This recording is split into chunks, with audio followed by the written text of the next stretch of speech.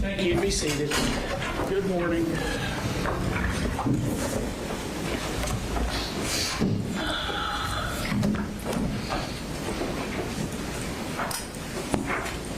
All right, Ms. Brooks, I believe I cut you off yesterday. If you're up, we need, thank you.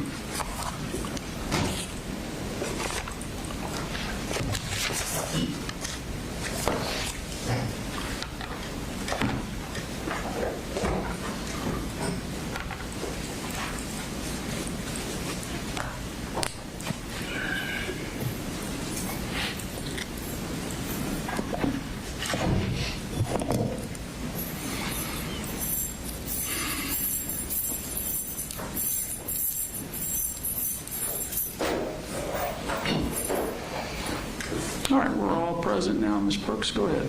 Thank you, Your Honor. All right, Investigator Golan. So we kind of ended yesterday after talking about all the mass shooters the defendant copycatted in the steps leading up to the shooting. Did he also copy or mimic other mass shooters when he committed the mass murder at Apalachee High School? Yes, he did. Okay. So we're going to bring up this graphic. Can you kind of generally tell us what this is, and we're going to get into more specifics as we go through it. So this is a chart that was created. The left-hand side's gear, and so it's different types of gear that was present or used during the shooting at Apalachee. And then each column is a different shooter, ones that we talked about, one that we didn't really talk about.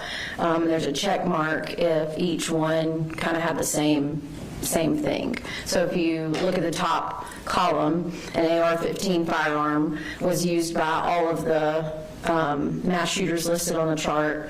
And then going to the next one, the .223 rounds was also used in all of the mass shootings.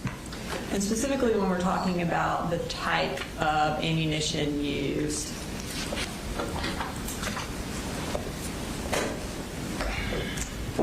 did the defendant specifically reference why he was, I guess, going to use this particular ammo? Yeah, so this slide shows more Discord records from May 20th of 2023. And he says, sadly, ammo prices are going up. I've stocked up on .223 rounds, the same rounds Adam used in the shooting, referring to the Sandy Hook shooting. And ultimately, is that the type of rounds that the defendant used when he committed the mass shooting at Apalachee? Yes, ma'am.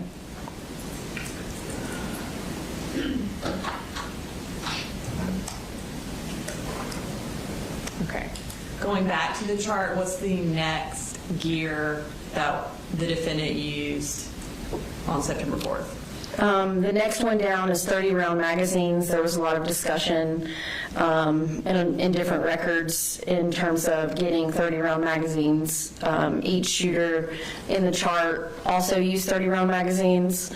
The next one down is vest. Each shooter had a vest or used a vest within the shooting. A vest was purchased by the defendant's father back in, I believe it was June of 2024. And ultimately it wasn't used in the shooting, but it was present in the house. And as far as we've earlier referenced the journals or the writings that the defendant made prior to the shooting, in one of his writings where he planned out the shooting, did he intend on bringing the vest to the school that day? Yes, it was in several drawings. Moving further, black backpack was specific in two of the mass shootings, the Parkland shooting and the Uvalde shooting. A knife also was found in the defendant's backpack at Apalachee and was similar to the Parkland shooter. And then writings that were left during the shootings, after the shootings, was present in all of the shootings. And then gloves at the bottom was specific to the Sandy Hook shooter. So as a whole, it didn't appear that there was any original thought from the defendant when planning the mass shooting. As far as you mentioned the knife that the defendant had in his book bag, Did the Parkland shooter also have a knife? Was it present in his book bag as well? It was, yes, ma'am. As far as the writings that were located, were writings located either at the scene or at the shooter's house after the shooting? Yes, in all these cases. in all of the cases, yes, ma'am. As far as the gloves, this was referenced earlier, but in the defendant's interview, did he give a description of the gloves? He did. And what color did he say the gloves were? In his interview, he said the gloves were purple. And is that a reference to another mass shooter?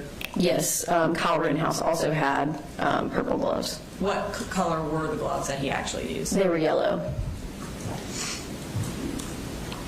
And finally, what is rim oil? It's a lubrication that you can use to usually clean firearms or use it to protect them from rusting after they've been fired. And did the defendant, was he the only one of these various mass shooters who brought rim oil to the shooting? Yes, that's correct. And can you explain this, based on your review of the records, was there a reason why he brought that? It appeared to be. So in the Google records, there were a lot of Google searches referencing gun jamming drills, what to do if your gun jams. And in a lot of the research that we showed previously yesterday, in a lot of those documents, it talked about a couple of the mass shooters experiencing malfunctions during the mass shootings. And so I believe this was placed in this book bag for a reason. Essentially to ensure that there would be no malfunctions with the firearm? That's correct. Now, prior to the shooting, the day of, did the defendant mimic any other actions of other mass shooters? Yes. And specifically, let's talk about some text messages that he sent. So the Parkland shooter, this is part of the documents that were saved on the defendant's computer and cell phone, showing the Parkland shooter's text message activity on the day of the shooting. So it says only text to his ex-girlfriend were hello and it's very important, and she didn't reply during that hour. And then at the bottom he tells JT, which I believe was his brother, that he has something important, to tell him something important soon. So in the defendant's cell phone records, these are actually text messages to his dad. The top one says, I will text you in about an hour, and this was the day of the shooting at 8:30 a.m. And then 1 second after that, he says, it's important, so please answer when I do. So I found that these were very similar in saying that there was something important soon coming, and they were texting their loved ones. And both of these texts to loved ones, did they occur short in time before each of these shootings occurred? Yes, ma'am.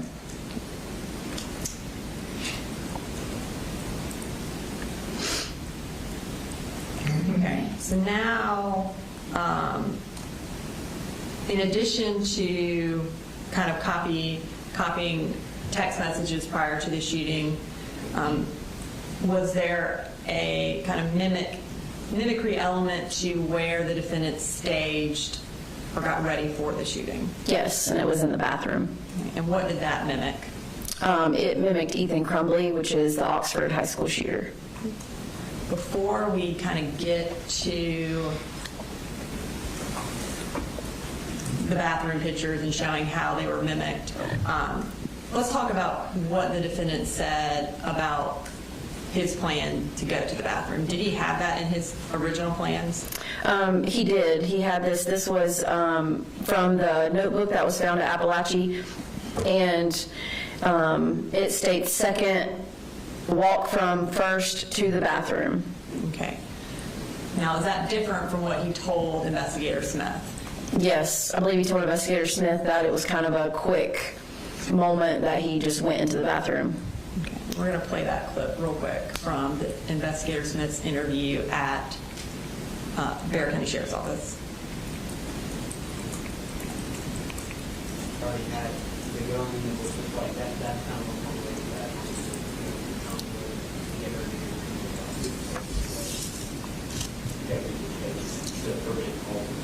So I did that, and I walked out, and I was going for 5 minutes, in class. And that's when I was on the path, but like I quite literally just made a quick U-turn, just completely I went to the bathroom.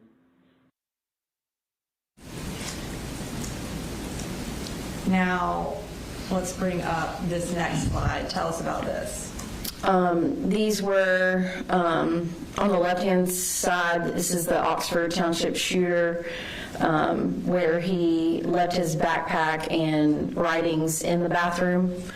And then on the right-hand side is the defendant, is the photograph from the crime scene, where he left some items in the bathroom. Okay. And you mentioned Crumbley left his writings in the bathroom. Where did the defendant leave his again? In the classroom. Okay.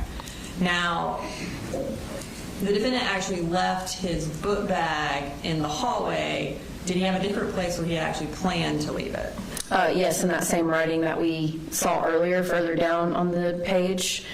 It says, set backpack to the side, pick up rifle with right hand, open stall door with left. So it appears as if he meant to leave his backpack in the bathroom as well. And so his plan was to mimic Ethan Crumbley even more than he ultimately did. That's correct.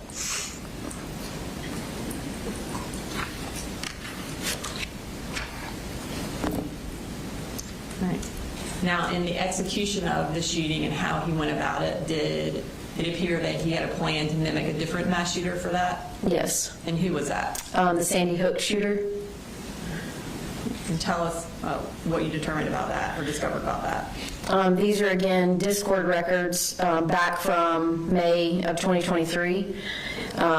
He states, then make our way to the first classes, kind of what Adam did in a way.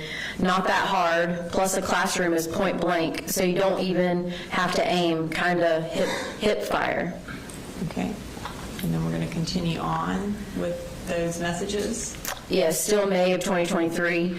Most shooters fire a couple shits into random classrooms. They never go in, like Adam. I want to go in and stare at them, then fire. And Sniggles responds, me too, I want to go in. Also, shooting the door locks does work. I've tried it in an abandoned building before.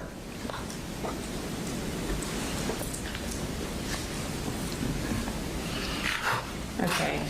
And so now we're going to move to our final category of evidence of intent and motive. And what is that? Motive seeking fame. Okay. All right, so we're going to start with the defendant's interviews with Investigator Smith. Did he indicate whether or not fame or notoriety was something that he wanted out of this? In the interview with Investigator Smith, he indicated that he did not. Okay. So we're going to play clips from both the first interview and the second interview at this time. I don't want to traumatize or be known for this stupid shit. Do you think it's because, you mentioned this earlier, about the attention? Do you think it's the attention Not that at keeps the all. voices away? I personally thought that every true crime that I researched, people doing it for notoriety and attention, that was just absolute bullshit, and I thought it was really childlike. So in the interviews, he indicates that this isn't for attention. What motive did he say in the interview was the reason why he did this? In the interview, he said that he did not want the attention or to seek fame. Did he indicate that it was just because voices told him to do it? That's correct. Okay. In your review of the evidence, including the phone extractions as well as the phone calls, what did it appear the motive actually was? To gain some sort of fame or notoriety from it. Okay, so we're going to start with some more Discord records. Can you tell us about these? These are back from May of 2023. Says, so what school are we going for? Elementary, middle, high? Elementary, I think, would make history. And then a day later, the more fucked up, the more fame. Okay. Again, these are in 2023. He's waiting for the day I snap at culture, continue what he started. And then Smiggles responds, hopefully more people do it after too. He says, right? And she responds, yep. And then he says, I do hope I get recognized, though. In addition to these Discord records, did he also have a phone note on his phone that also indicated he wanted notoriety for this? Yes. Let's talk about that phone note. So this was dated, again, from the cell phone extraction from July of 2024, titled, It says, maybe this is just incoherent rambling, but sometimes I wonder, after I do it, if the victims will visit me as angels. Not that I would be able to see them, but that they would be able to see me. I don't know, it's weird. I actually, really want fan art of that so fucking bad.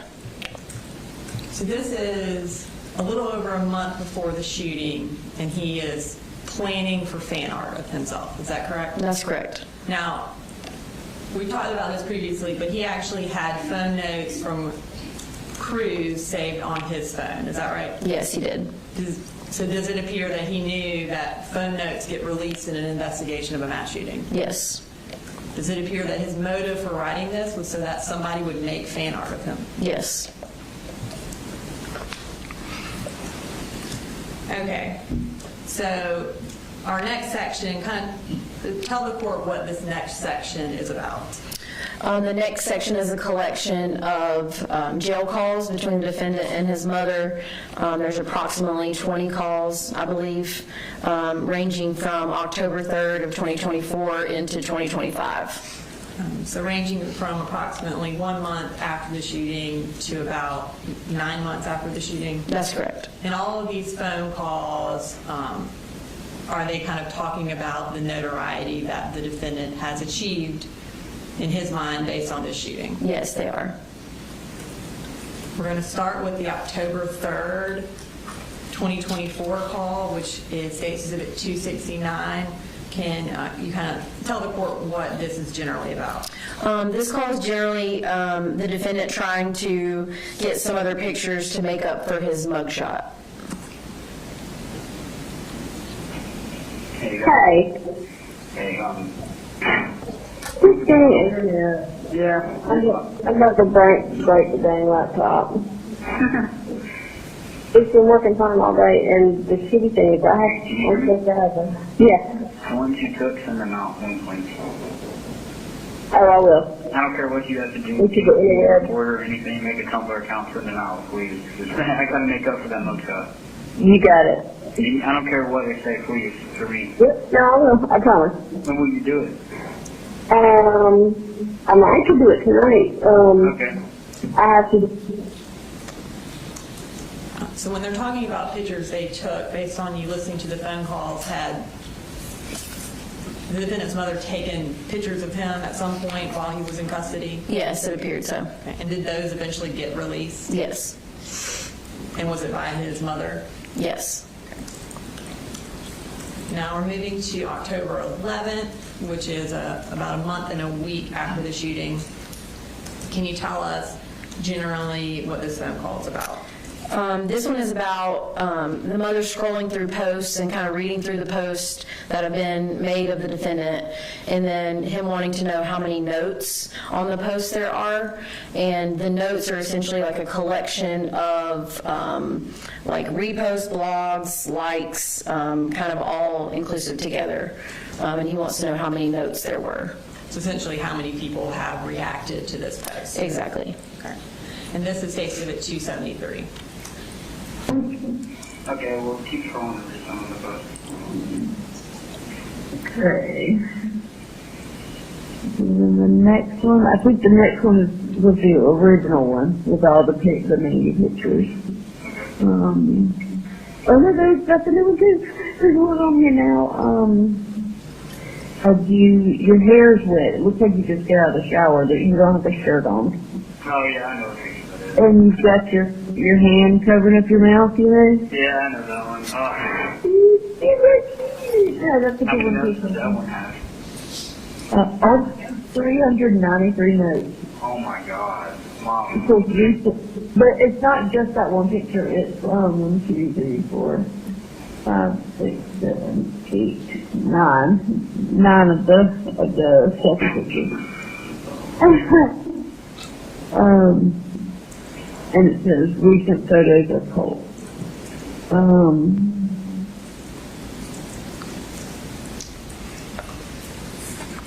All right, so we're moving to the next day, October 12th of 2024, and this is State's Exhibit 278. Kind of what is this about? This is about the defendant wanting to receive mail. He's so cute. I want to mail him. I've seen a lot of people on here talking about, sending you letters and stuff. Yeah. I wish. I don't know if I'm able to approve like all of them, but yeah, I'm a minor, so. Yeah. This next one. Okay. And this is now the next day, October 13th, 2024, about a month and a couple weeks after the shooting. This is State Exhibit 282. Can you tell us what this particular phone call is about? I believe this one is about him talking about gaining more popularity than Thomas Crook. And who's Thomas Crook? He was the one who shot and killed a volunteer firefighter during a Trump rally. And can you believe it, Mom? I took over Thomas Crook in popularity. Take that. Well, you should have it. And wait till I get out some more pictures, whatever pictures you want me to send. Because, okay, I'll call you in 15 minutes. whenever you call me out, we'll go over some more, because there's some more pictures and posts. And then, I love you. Bye. bye. So after he tells his mom, take that to becoming more popular than Thomas Crook, do they also then talk about releasing more photos or sending out more photos of him? Yes, they do. And again, based on your kind of research, what would be the purpose of them sending out photos of the defendant? In terms of just gaining some sort of popularity. And that would be within the TCC? Yes. All right, now we're moving to, we're still on October 13th of 2024. This is State Exhibit 281. What is this phone call generally about? They kind of talk about, there's a TCC quiz, which shooter has the most annoying fans, and then ultimately the defendant talks about being compared to being in the big leagues. And by being in the big leagues, like the big leagues of mass shooters? I guess if that's a thing. It's from that same person. It says it's like a quiz or like a thing. The TCC person has the most annoying fans that make you want to end it, and it's got all the different school shooters.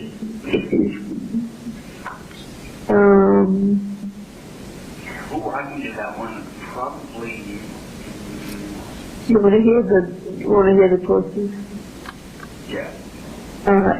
Eric, Dylan, Adam, Andrew and Randy, Elliot, Artyom, Nikita. Yeah. Oh, yeah. Definitely Academy Maniacs. Those two fuckers.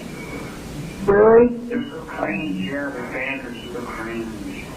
Russian weirdos who killed like an old guy. Who is Brenton? Brenton Tarrant, yeah, he's just a Muslim guy. I remember that killed 51. Dylan, Joe, and Colt. Why am I on there? Don't know. This is messed up, but like, I'm getting compared. I'm in the big leagues, bro. I'm done. It's not a bad way. I mean, Do they appear to laugh after he says, I'm in the big leagues? Yes. Now we're moving to State Exhibit 285. This is still on October 13th of 2024. Can you tell us what generally this one's about? This is the defendant talking about being possibly the youngest school shooter, and then also being, later on in the call, also being compared to the Uvalde shooter. I was thinking about it, like, wouldn't I be considered like one of the youngest, like, school, work? Yeah, you are. And I think so, like, because Ethan probably was, at the time, the youngest, and he was 15. Yeah, I've seen that several times in the news, yeah. It was like that. I can't remember if they said you were the youngest or you were just one of the youngest. I'd have to Google it to make sure.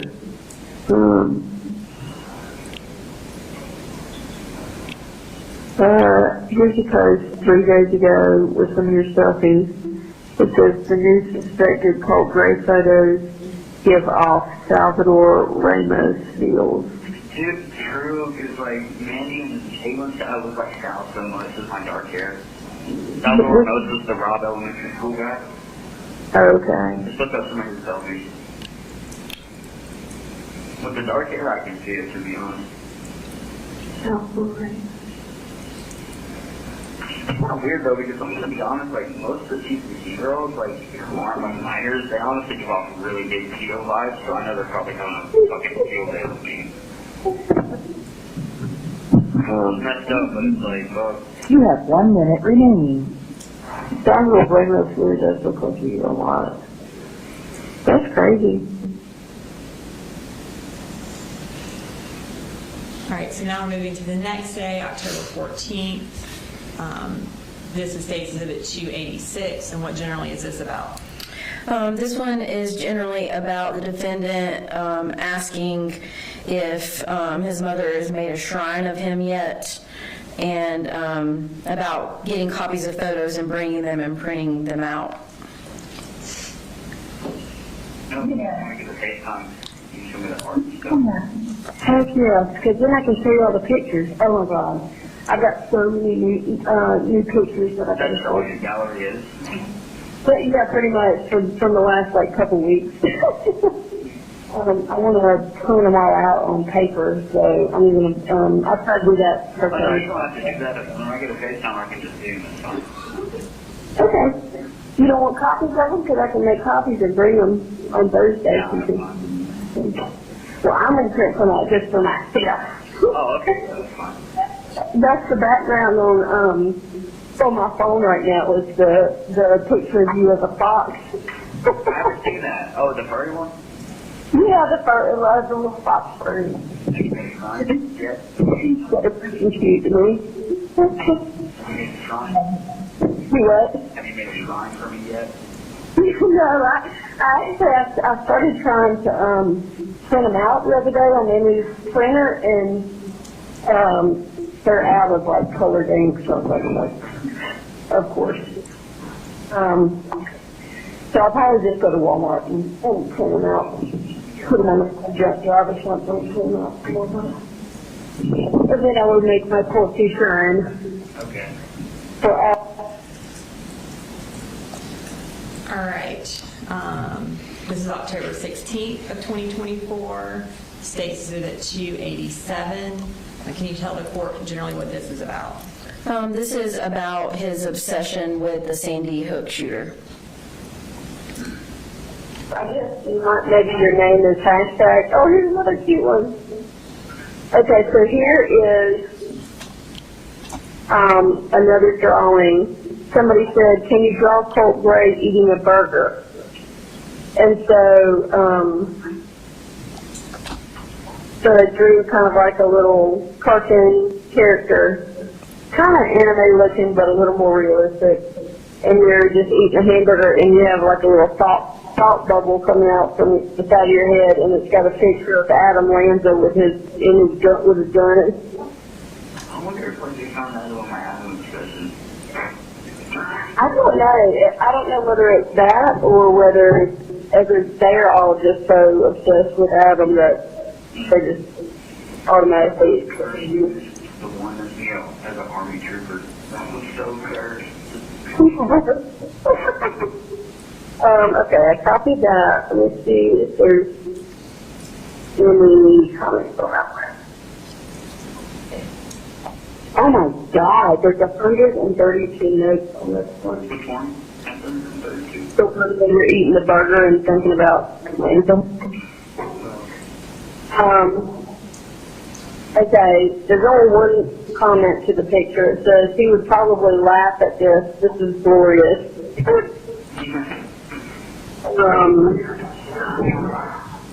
Okay, next one.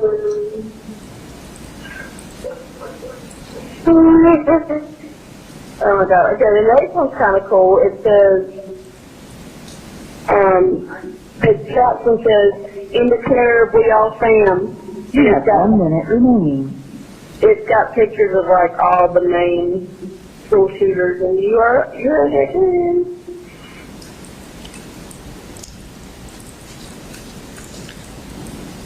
Okay, we're moving to the end of October 27th of 2024, close to 2 months after the school shooting, and this is State Exhibit 294. Can you tell us about this call? This call is when they're talking about school shooters and ice cream flavors. Okay. Then another person posted yesterday. They posted a big picture of a bunch of different school shooters, and then beside them they have what flavor Ben and Jerry's ice cream they are. And that's had you and Nick together on the same little picture. No way. And yeah, you already did. You got caramel almond brittle, and he got cannoli. So, what do you mean when you think you're together? What does that mean? I do what? What do you mean when you think you're together? Like, what is the picture? Well, it's like the picture has your selfie, and then below it, it has like a picture of him in court, and then out the side to the right, there's your ice cream. So like each little picture that the person has posted has two different people on each one, and you and Nick just happen to be together on those.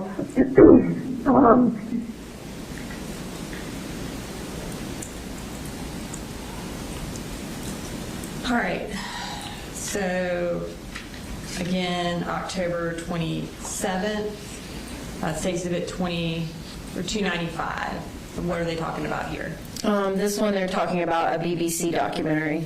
And is this something that the defendant's excited about? Yes.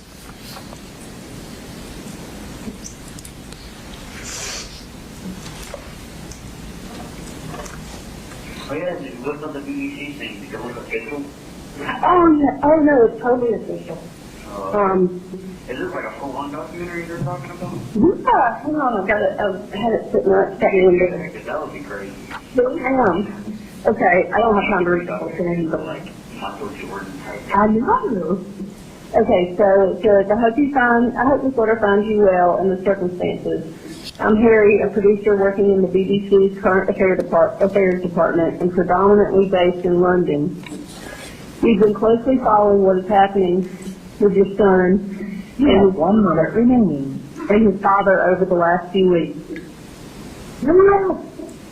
Firstly, I wanted to say I know this will be an incredibly trying time for your family, and you may not feel ready to talk or tell your story, which I fully respect. But I will be upfront. Due to the extraordinary nature of what happened and the charges pressed against Colt and Colin, we want to produce a film examining this case. Therefore, we wanted to invite you to share your story with us. At this stage, all I'm asking for is an initial confidential conversation without any commitment to be filmed or take part further, to hear your side of the story and hear more about Colt. Yes. Go for it. Yes. So did he want her to do that? He did. Okay, now we're still talking about these things. We're moved to November 16th, about 2 weeks later, 3 weeks later. State Exhibit 302. What are we talking about here? They're just discussing about other mass shooters. Okay, next one is another drawing. Someone did a drawing of you, Eric Harris, Nick, and Dylan Claybold. Oh wow, I need that $30,000 for Okay, and it's really awesome. It's they drew it as a Weezer album cover. A Weezer album cover. Wow. Yes, it's awesome. That is It's like funny a because, story back thing. because I can see them as, I'm pretty much the only reason they get kind of circulated is because he's always paired with these, like, you know, Eric Harris and Jones people were like, you know, friends and stuff. When they did it. That's funny. Okay, we're still on November 16th. State Exhibit 303. What are they talking about here? This is when the defendant is asking to post photos from their FaceTime visits. And again, it's posting photos like on the TCC or to get to the TCC. Yes. Tell Mandy to get the info out there that I'm kind of, that I feel like people can relate me to James a lot. Okay. And, Yep. yeah. Yep, I'll tell her. I'll see her. From the FaceTime. From what? The FaceTime. Okay.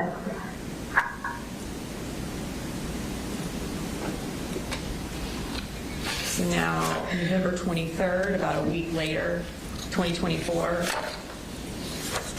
State Exhibit 307. What are we talking about here? What are the defendant and Marcy discussing? This is where they're comparing the defendant to the Columbine shooter. Okay. So the very first one that pops up is kind of funny. It's a picture of like an old living room, like looks like from the 70s or something. And it's a picture of you sitting beside, who is that? Dylan.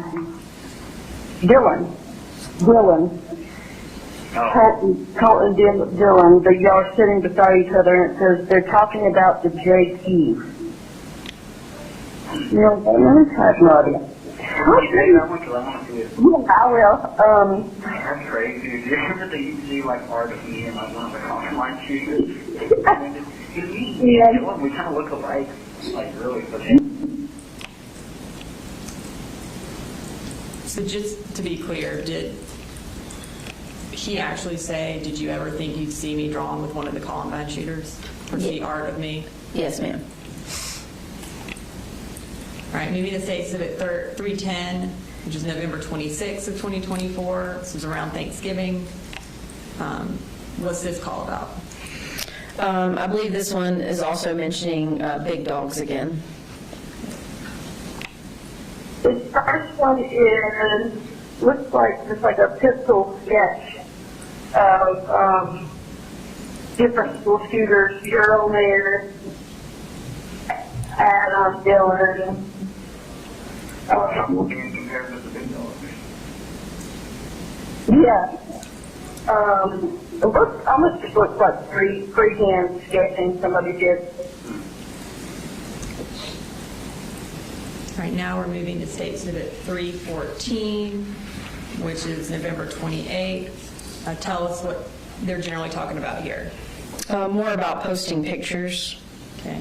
And are they specifically talking about, in this one, the defendant wanting Marcy Gray to search on a particular area for him? Yes. Is that the Reddit mass killer site? Yes. Okay, you want me to search for what? Go to r/mass killers. It's actually type r/mass killers. So So that one again? don't actually say r/this or stuff, and then the stuff will pull up. Okay. You see it?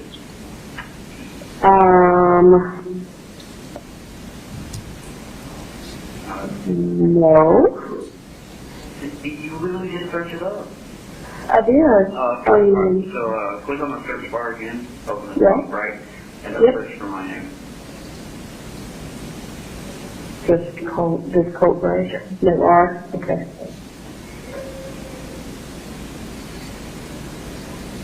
Okay. That's possible. Yes, and that's where I'm reading. Okay, you want to just read off a couple? There's one that's just R/Colt Gray. There's one, the next one is R/insane people Facebook. No, go to r/Mass Killers and search it up.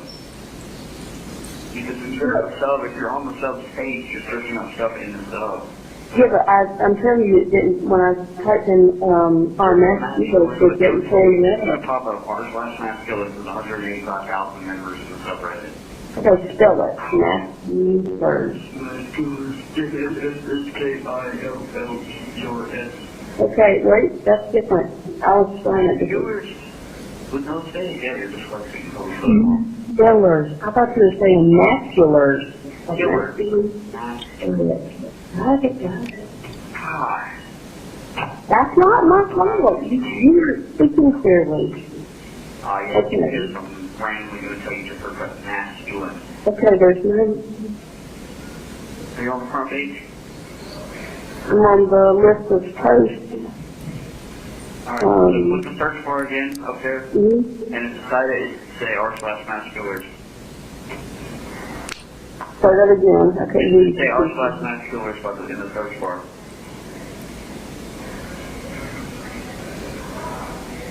got it. Okay, so now, for the next day, November 29th, 2024, this is State Civic 315. What are we talking about here? This is when he is telling his mom to tell his grandma to get her internet speed up for her celebrity grandson. And his grandmother's at Deborah Polhanas. It is, yes.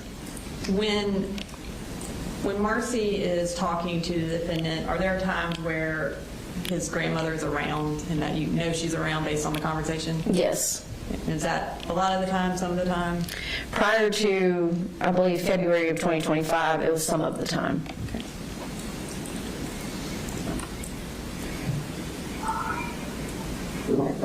Children.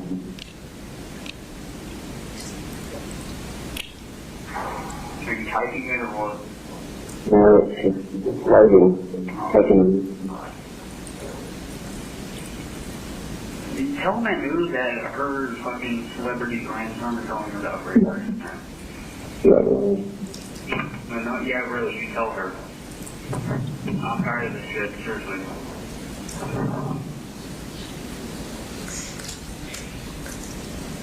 All right, so now we've moved a couple of months. We're in January 27th of 2025.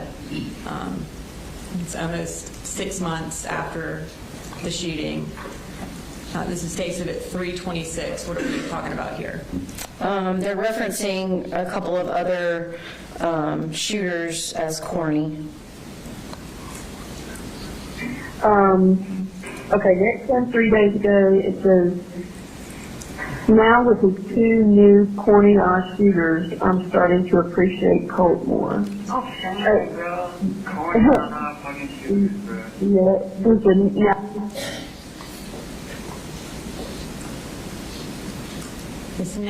This is February 15th of 2025. This is State Civic 328.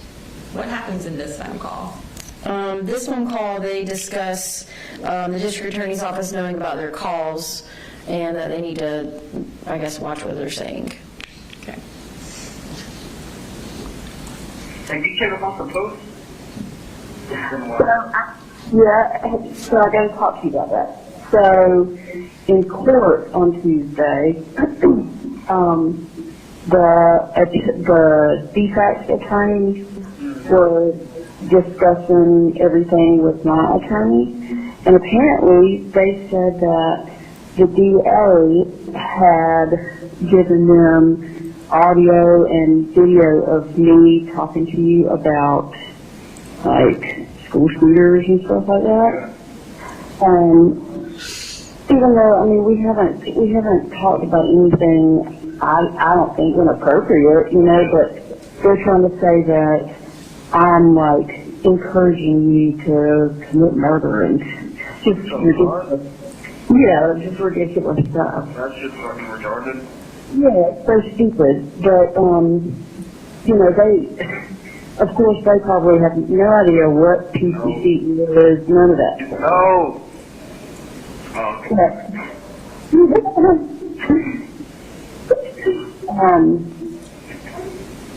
So anyway, what am they saying? You give me a sugar pie of hard candy with a Nazi symbol on the back, right?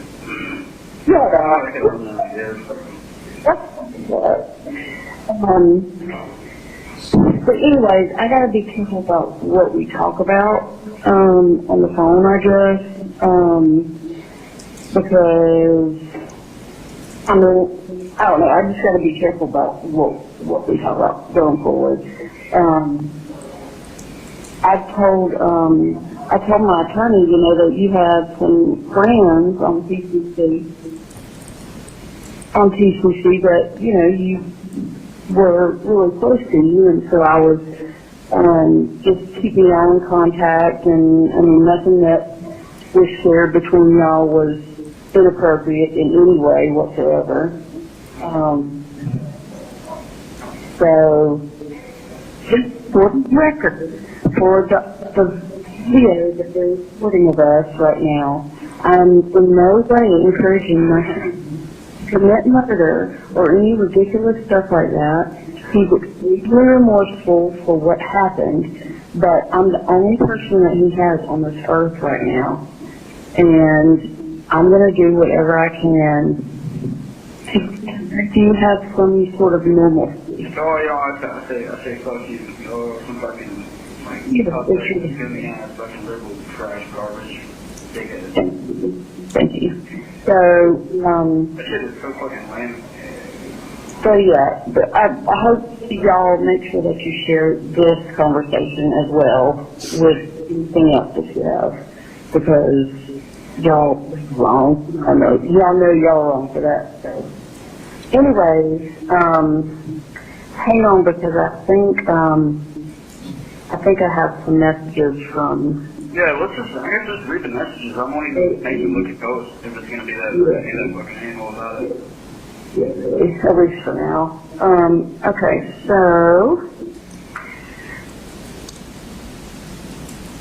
So in that phone call, when Marcy Gray is talking to the defendant about she was keeping in touch with his TCC friends, is that the Sniggles and the Mandy from Discord that he was talking about shootings with? Yes. And so from these phone calls as his peer, she is actually continuing to communicate with these people? That's correct. And is that on the defendant's behalf, like at his request? Yes.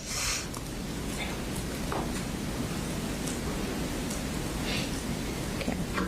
So now we're up to March 15th, a month after Ms. Gray indicated that they needed to stop discussing these types of matters. This is 2025, states of it 3:30. What are they talking about here? Wanting to know what the TCC is saying. Like about him, I guess? Yes. Something I wanted to tell you is, the pictures I took of you during the FaceTime thing. Yeah. And I sent to Mandy. Yeah. Well, apparently she leaked them. And they're out there. So that's not true. I told you to tell her. I did, but apparently she did it anyway. So. No, I was the one who told you to tell her to release them. Oh, to release them? Yeah. I was thinking I told her not to release them. Okay, well that then. Remember when I told you to release the jail pictures? That's what I meant. Yeah, now that you mention it, I remember. How do you know out there? Because I've seen them on PCC. Really, what are they saying about? They really haven't said anything specific about those pictures. It's like people have just started like adding them to, selfie Can we look at those real quick? Yeah. Alright. Here, take it. Yeah, no, those are the ones we want to release. Okay, good. Well, that makes me feel better. All right, so now we're going to move to the final phone call, and this is from May 6th of 2025. What happened on May 6th? There was a court date. Was it a court date for the defendant? It was, yes. And are they kind of talking about what people are saying about Yes. the defendant after that court date? Yes, they are. And this is State Exhibit 332. Next one, another screenshot. It said, they did him so dirty, let him have his long hair. Next one is a screenshot of you today, and underneath it is your mugshot. And as soon as they start come up. Oh, everybody's missing your blonde hair. Next one, a screenshot, and it says, Colt's hair got chopped. Oh my God. Next one, screenshot, it says, they hit the fucking Pentagon. I don't know what that means. That means like something crazy just happened. Oh. Okay, next one, says, next one, more screenshots from today. And underneath it in caps it says, his hair, but he looks so good still. Next one, two screenshots of you today, and it says, tears in my eyes. Oh. Maybe it's my long hair, huh? Maybe. Ooh, the next one is really cool. It's catching drawings of you with your long hair. It says, Colt Gray, I drew a while back. Hope you like it. Oh, yeah. These are really cool. Can you still mandy that? I'm going to grow my hair back out. You don't have to worry. Absolutely. Show her that and show everybody that I'm going to grow it back out. Okay. Okay. Yeah. I'll let her show everybody. So at the end of that, is he giving Marcy instructions on getting more information out to the TCC about himself? Yes, absolutely. Okay. I think we just spent about 45 minutes listening to call after call after call of the defendant just talking about kind of where his notoriety is within this TCC. Is this just the tip of the iceberg? Is this all they talked about every time they talked? Yes. Okay. Do they appear to ever get tired of talking about it? No. All right.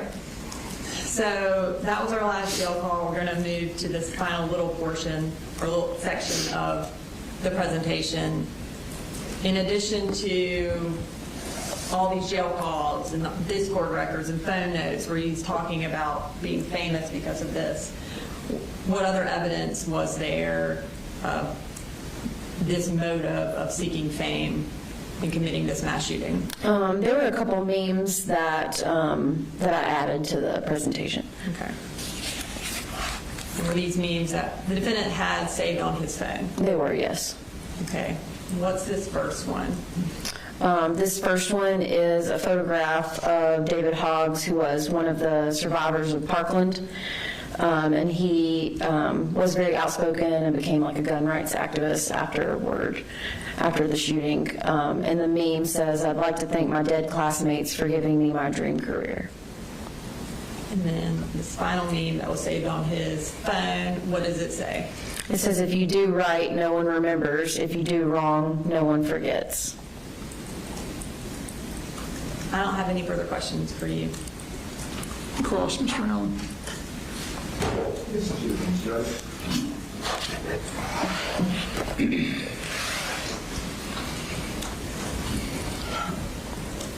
Colt, during this time, 23 through 24, was 13 and 14 years old, right? That's correct, yes, sir. And those phone calls with his mother, she's engaging, she's interacting with him. Yes, sir. And she's kind of like she's encouraging him, right? It appears so. But now, this is the same mother who a few months earlier tried to threaten him, right? I believe so. And you had worked on a similar kind of presentation for Colin for this trial, right? Yes, sir, I did. And in that one, you were juxtaposing some of his texts and some of his searches to show how his actions related to Colt's actions, right? You're talking about Colt Gray? Yes. Yes, sir. Yeah. And in that, you outlined the various times Colin failed to get help for Colt, right? That's correct, yes, sir. And how he never followed up with any of the psychological services that they had discussed. That's correct, yes, sir. And there were some texts where Colt was asking for some help with psychological services, right? That's correct. And within that, we also saw Colin had done searches for safes, but by ammunition instead in his Google searches, right? That's correct. Okay. So now we've got conversations with Colt, with his mother, and they're actually interacting positively, even though it's a perverse thought, right? I think that's questionable, but if you say positively. I think they're not fighting with each other. They're on the same page throughout these conversations. They're not fighting, that's correct. And she's not threatening him. That's correct. And even though the topic is something that they shouldn't be doing, they're still getting along. They're interacting together, yes. Right. And she was not the only person that called him during that time, was she? No, he spoke with his grandmother as well. Okay. And did he also speak with an aunt? I believe a few times, yes. Yeah. And those conversations didn't have the same quality with the notoriety aspect, the getting pictures out aspect. That's correct, yes, sir. Okay. So that was only with his mom. Yes, sir. Okay. Thank you. Wonderful. All right, he should be excused. Just a brief follow-up.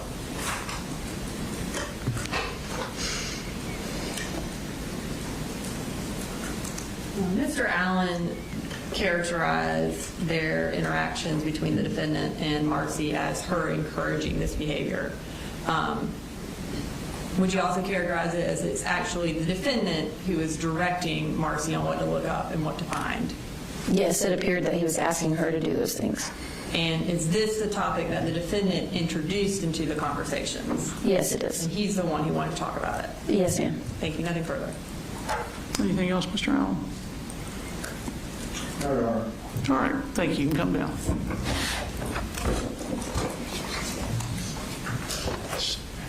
Does the state have additional witnesses? All right. State rest, why don't we go ahead and take 10 minutes and then we'll proceed with whatever the defense has. I did have a witness that we were going to hear about soon, and I have not yet gotten a link to get to him. I'm being told it was sent yesterday.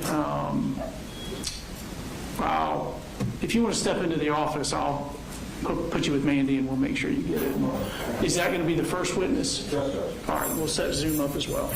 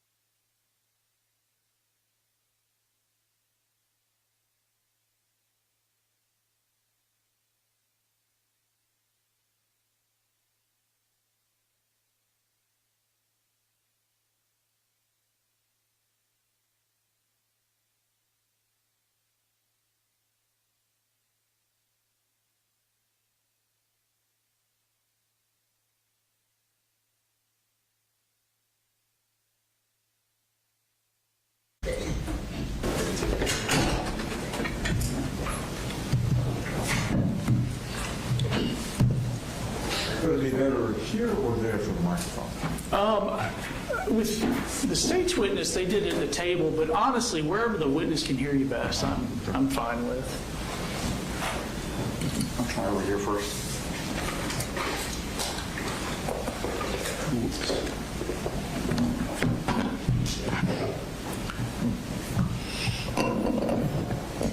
Sir, if you'll hang tight, we'll be with you in just a minute.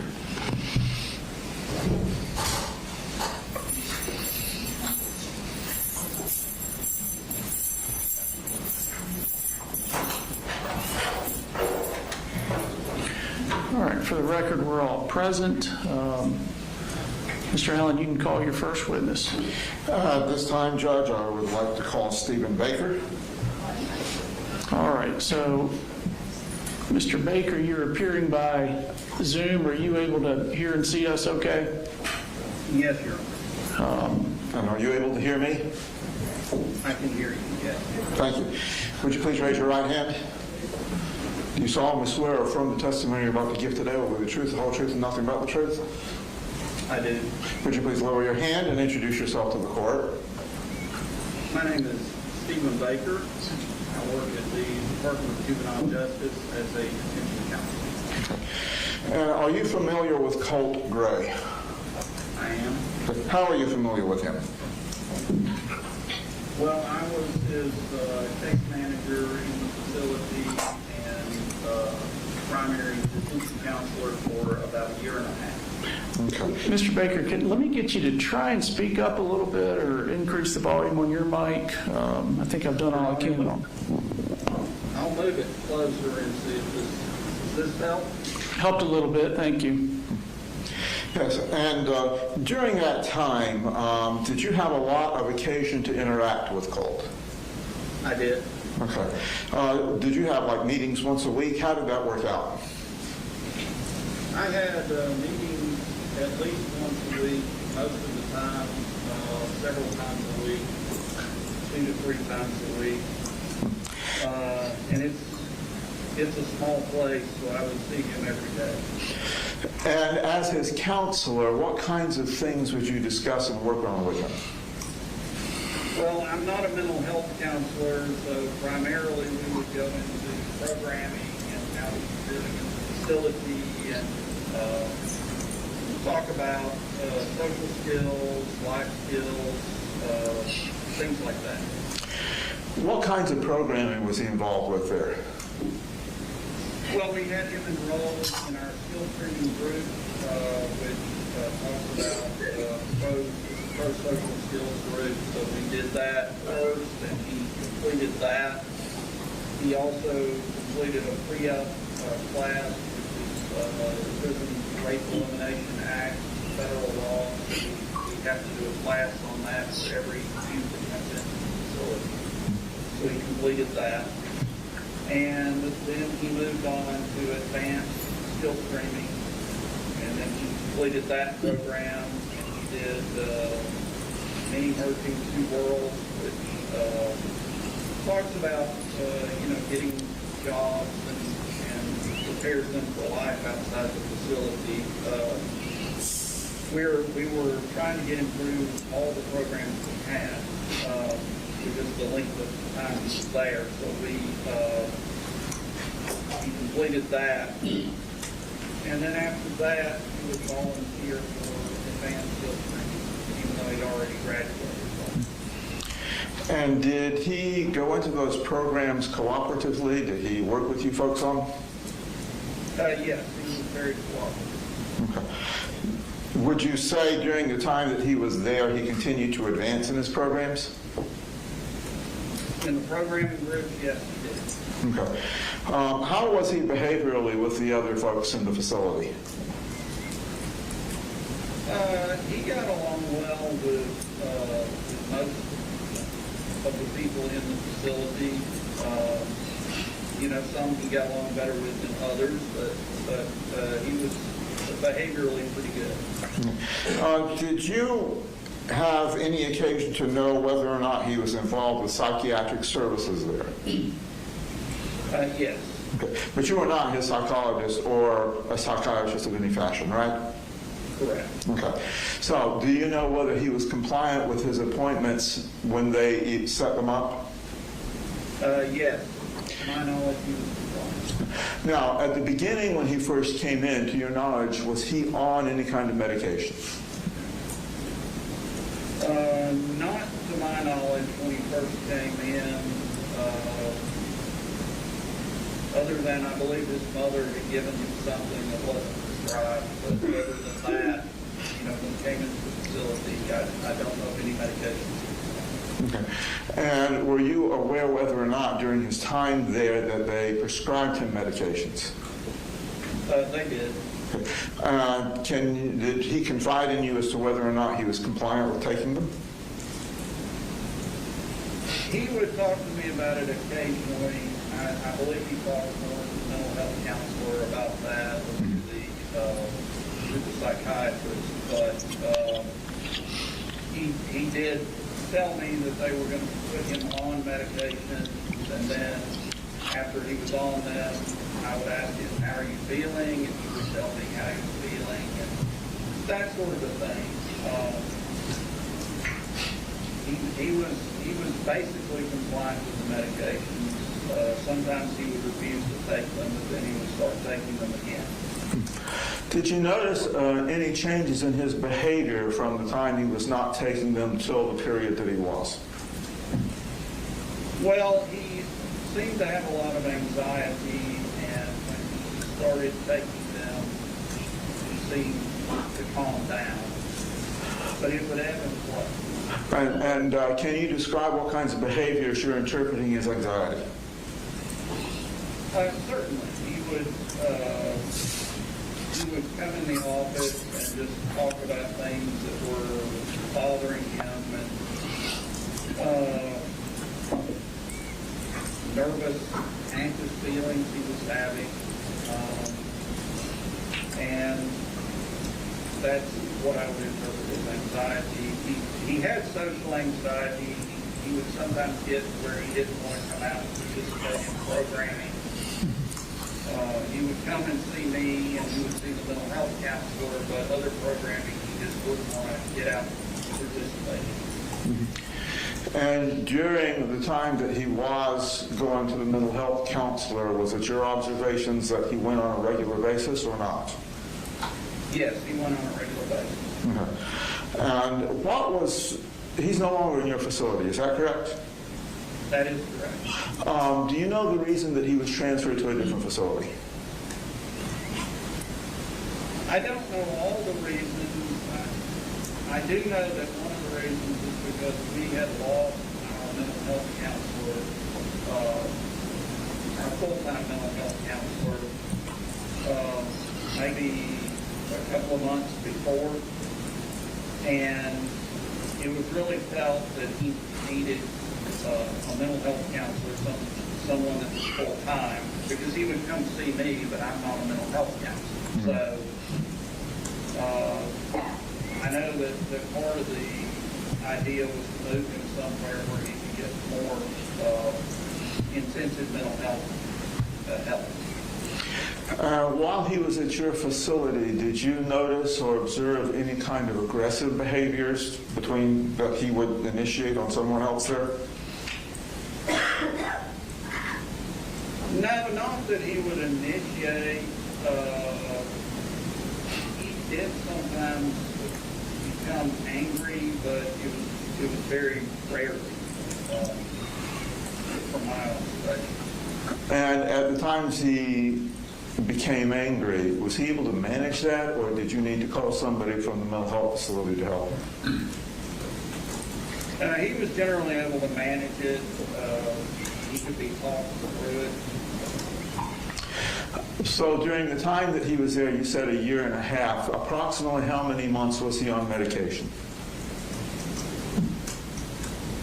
I would have no way of answering that. I know it was for at least 6 months, but other than that, I couldn't tell you. It could have been for a year, but I know it was at least 6 months. So would it be fair to say that there were several months at the beginning that he was not on medication? Yes. Okay. And when he was transferred, did you have any interaction with the corresponding counselor of the new facility?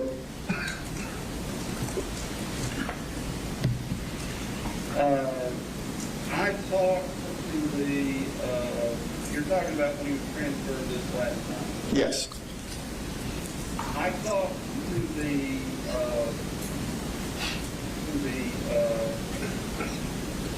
I can't recall the title, but it's not my counterpart, but it's like the person who's in charge of programming, and I talked to them and had interaction with them. Yes. And did they indicate he was settling well in his new facility?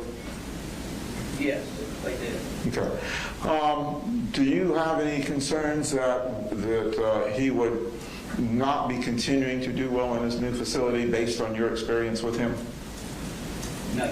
Okay. Thank you. That's all I have, Judge. Cross. Thank you, Your Honor. Mr. Baker, can you hear me? I can. My name is Brad Smith. I'm with the District Attorney's Office. Thank you for being with us today. When you said you were Colt's counselor, when do you have a time frame of when you first met him and where he was his counselor? Yes, I believe it was around April the 9th of 2024 when I first met him. Well, so he didn't go in until September of 2024. Okay. Then my time is off. Do you think it was April of 25? No, because I don't know the day that he was initially locked up, but he came to us several days after that, so Okay. he could have been early on. Okay, so you were in his original, where he went to originally after the incident. No, I was,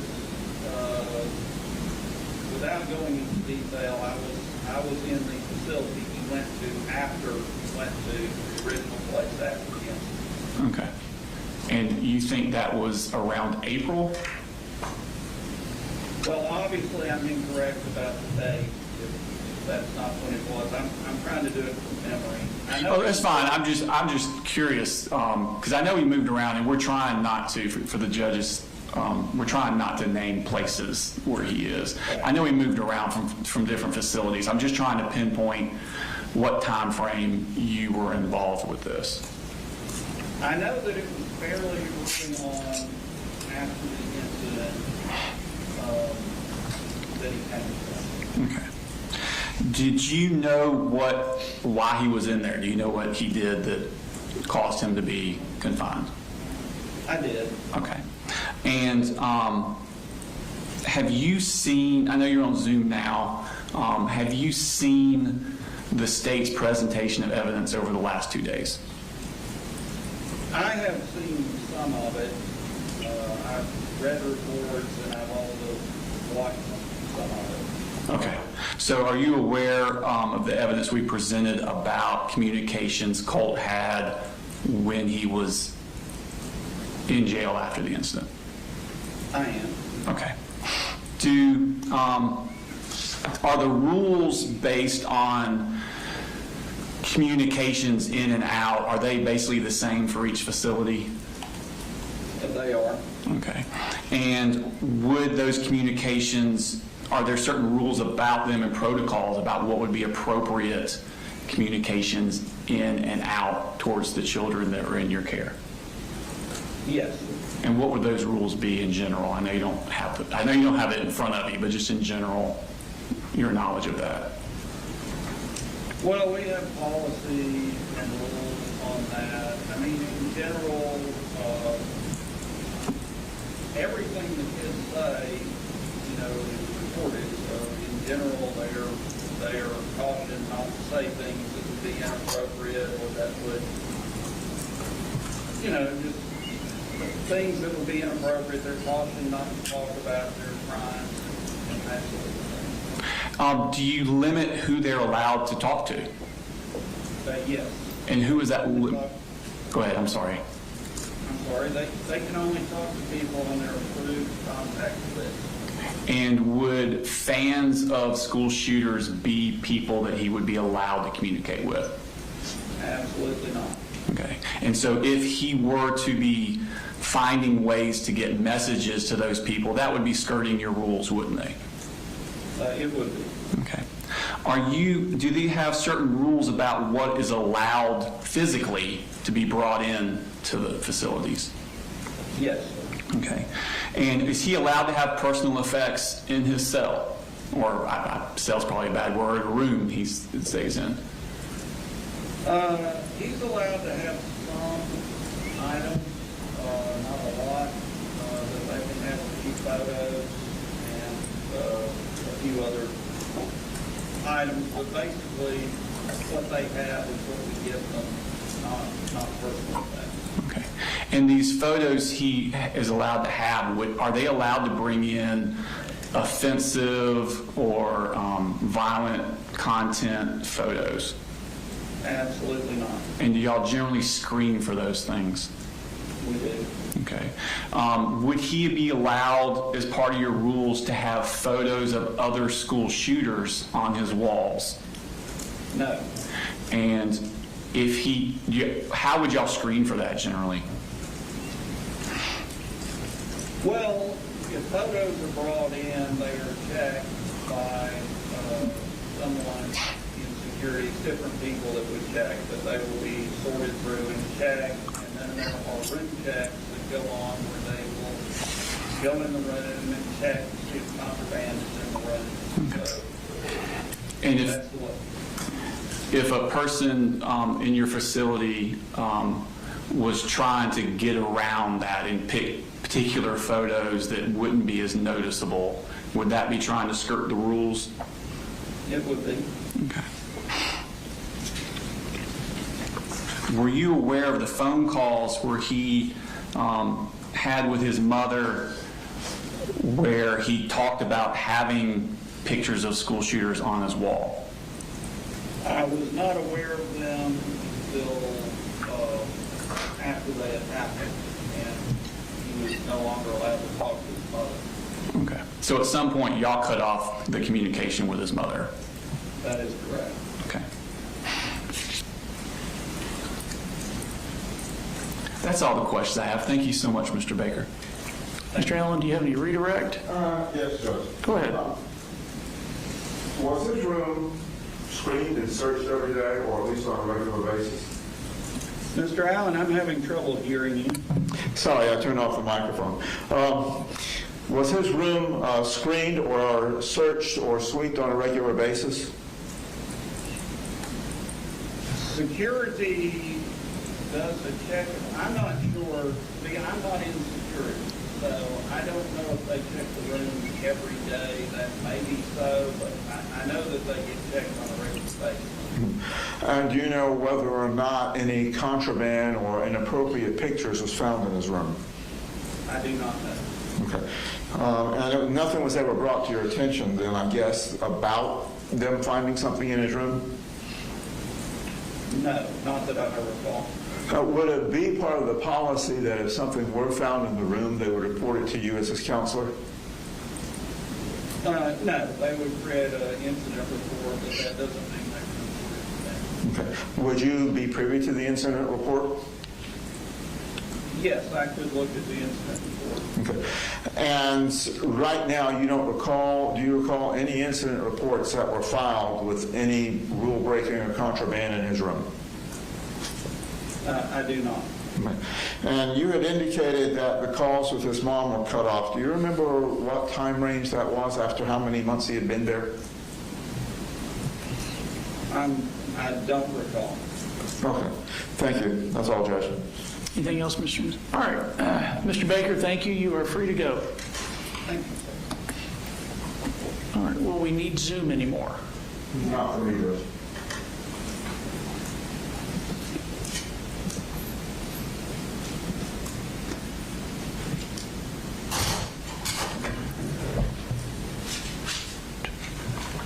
All right. You can call your next witness.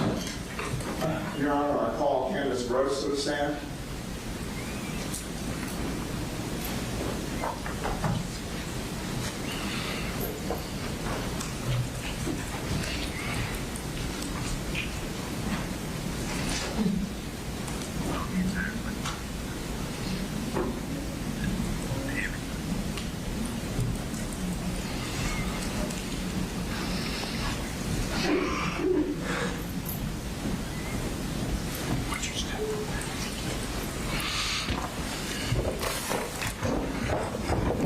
please stand and raise your right hand.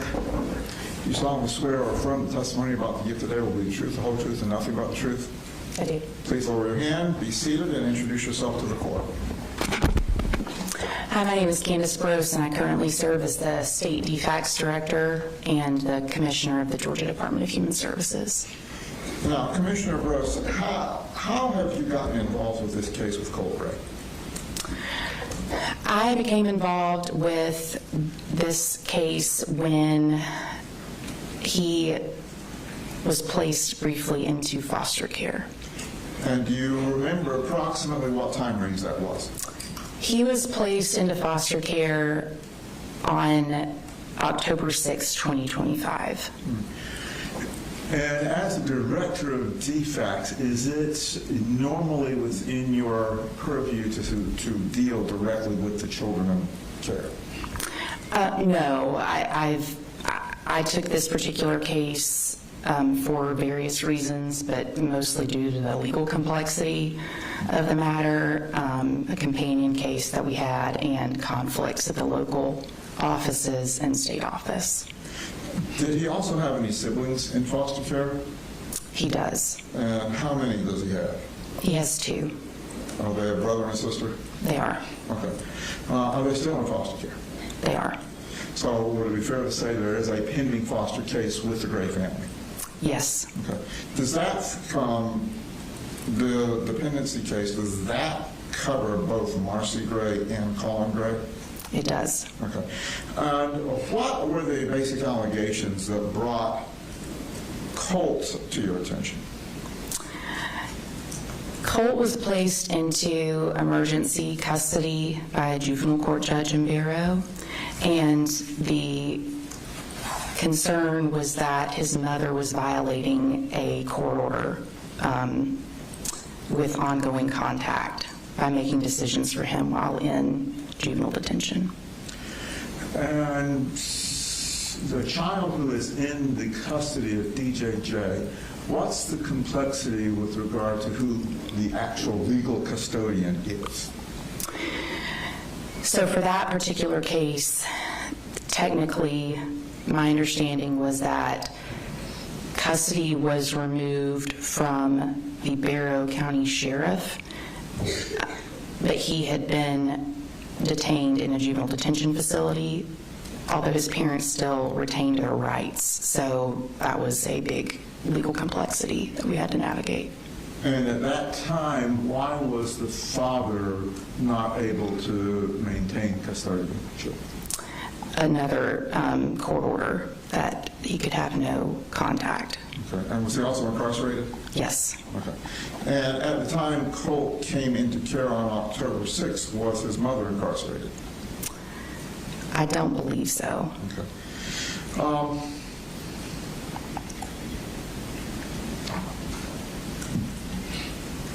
With the current open DFACS case, are there any ramifications that still potentially impact Colt? Yes, there are many. Okay. And without belaboring the point too much, can we kind of get to what are the main concerns that you and the department have regarding the Gray family, both with Colt and his brother and sister?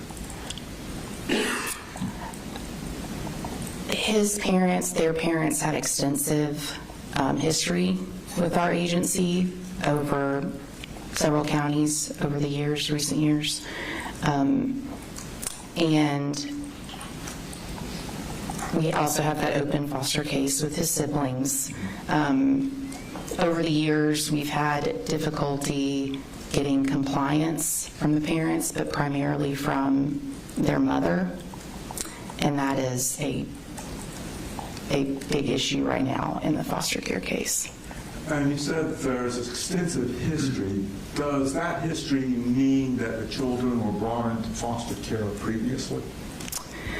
No, they weren't, but we had involvement in that. We had to make safety plans, service referrals, accommodations with what parents could actually provide, caregiving capacity based on the allegations at the time. And in your capacity as director, do you have access to that history and all those files? I do. Okay. What kinds of parenting issues involving Colt, as well as the others, were raised in some of those files? So some of the earliest information we had concerned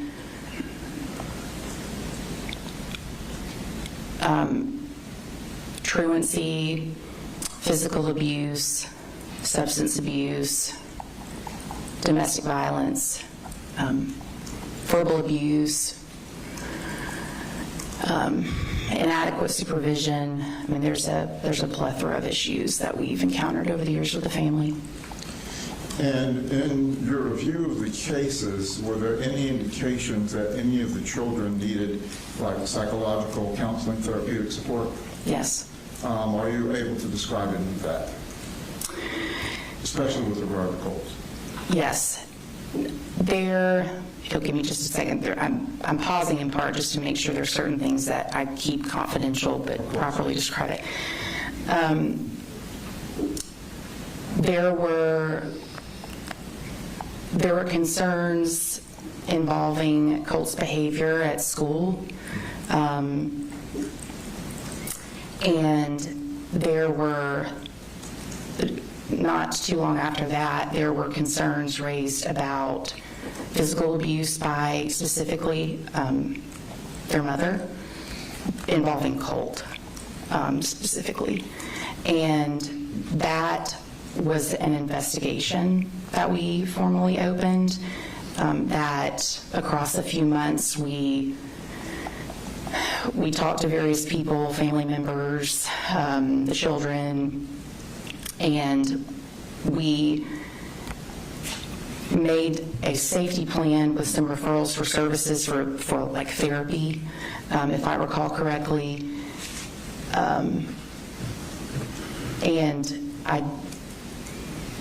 to the best of my recollection, the family did not follow up with those. So what we had done in that particular case is, once we did our investigation, we closed it, but we had those referrals made out to designated service providers, and what we expected is that with non-compliance, we would hear back. That did not end up being the case, although we still would have we'd have additional reports not long after that. Mm-hmm. The parents were married, right? Yes. Okay. Did any of those investigations end up with an agreement that Colin was going to take custody of the children? Yes. We had a case that went from a formal investigation to what I believe is a family preservation case, but essentially the way that it worked is we looked into allegations of domestic violence, substance abuse issues, that the children had been locked out of the home, physical abuse targeted at Colt,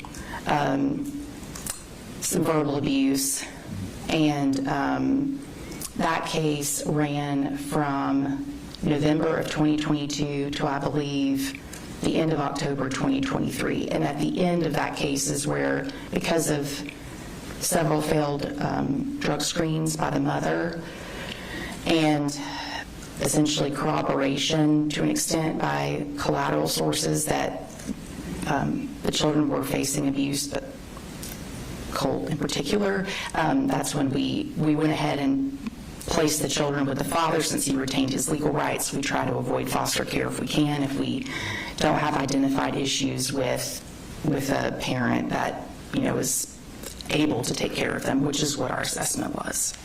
Now, as a frame of reference, can you outline for the court how a general investigation of that nature would take place? How it would go from an investigation to family preservation to a custody agreement? Generally, what happens with any defects case is that we're going to get a report that alleges child abuse or neglect. It'll be specific types that that serves as the basis of what we investigate. If we actually have enough information to assign it for investigation, that's what a lot of people understand to be like Child Protective Services. We'll do that investigation. I think we generally try to complete it within 45 days. Sometimes it can run longer, but what we're looking for is anything to substantiate the allegations of abuse. And we talk to the children, we talk to anyone else involved in their lives, we look at records, that kind of thing. We will unsubstantiate or substantiate the claims, and then at that point is when we decide if we need to stay involved or if we can safely close the case. In this particular matter, after we determined that there were still ongoing safety issues, we moved the case to that family preservation services type that I described, and that's when we're trying to deploy interventions that can mitigate ongoing safety concerns. How do you determine if allegations are substantiated or unsubstantiated? It's going to be a combination of sources. So we're going to look, we use a preponderance of the evidence standard, but what we're looking at is information that we gather from the children, from family members, from parents, records, like school records, medical records, different types of interviews and written sources to look at that and see if it meets the standards of the allegations that were made, but we may also uncover new allegations that, based on the evidence, we end up substantiating. And does substantiation necessarily mean it gets into court? No. Okay. So in this case, you're talking about in 2023, Colin got custody of all 3 children?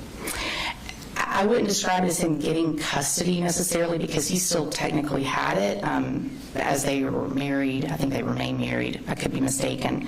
But what we did was we worked out a plan where the children would be with him, and he would be expected to limit contact, prohibit contact, essentially. And in a case like that, would the department do follow-up visits with in this case, the father, if the safety plan was for him to maintain custody and limit mom?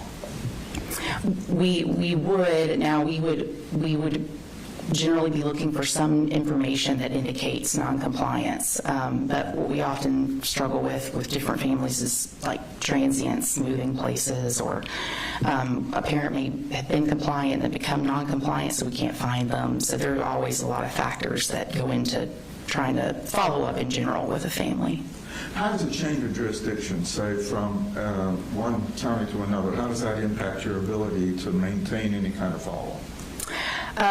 Well, in that particular case, we actually had what I would describe as like dueling county involvement. So at times we'd have Jackson County DFACS checking, we'd have Ben Hill County DFACS checking, but and technically all of our staff have got access to the same system, so we can see records regardless of where the family may be located at that time. But if we don't know where they've gone and we can't seem to find a credible source of it, then we really get stuck unless we can find a neighbor that tells us where they've gone, or a family member, something like that, that could give us a new lead. And you mentioned Ben Hill County. Is that where this particular case started? I believe that it did, yes. And following up with Jackson County, did DFACS or your office have any irregularities that they were concerned about after 2023? Can you say that one more time? Did your office in Jackson County have any irregularities or issues that they were concerned about following the children growing up with Dad in 2023?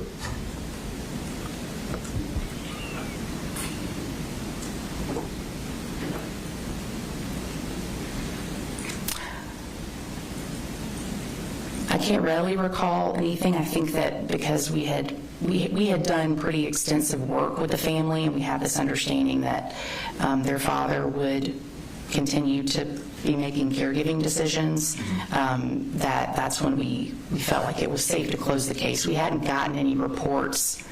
I don't believe we'd gotten another report for the lifetime of that case, in fact, and that ran from, again, November 2022 to, I think, when we closed it technically on Halloween 2023. And the case then that brought Colt into care on October of 2025, was there an open defects investigation on the other children prior to him being involved in it? Yes. And how did that happen? The children came into foster care at our request on September 5th, 2024. So was it directly related to the shooting at the school? It was, but also because of the prior history of the family, it became pretty clear to us very quickly that the mother was still very involved in their lives, and the severity of the issue meant that we went ahead and requested custody. We also couldn't, we didn't feel that we could vet alternatives to foster care, like family members and others, quickly enough, and there were some concerns, so we went ahead and requested emergency foster care. And that was a month before you brought Colt in? No, so his siblings entered foster care September 5th, 2024, and then Colt was placed in foster care October 6th, 2025. Okay, so that was over a year. Yes. Okay. And in that intervening year, did your department have investigations ongoing that raised concerns to you regarding both those children and Colt? Yes. And what kind of concerns were those? There were various concerns. There were concerns about inadequate supervision, inadequate, food, shelter, medical care for all of the children, educational neglect, ongoing substance abuse, in particular by their mother, threats that she made against Colt in particular. I mean, there was a significant amount of concern that we had to look into.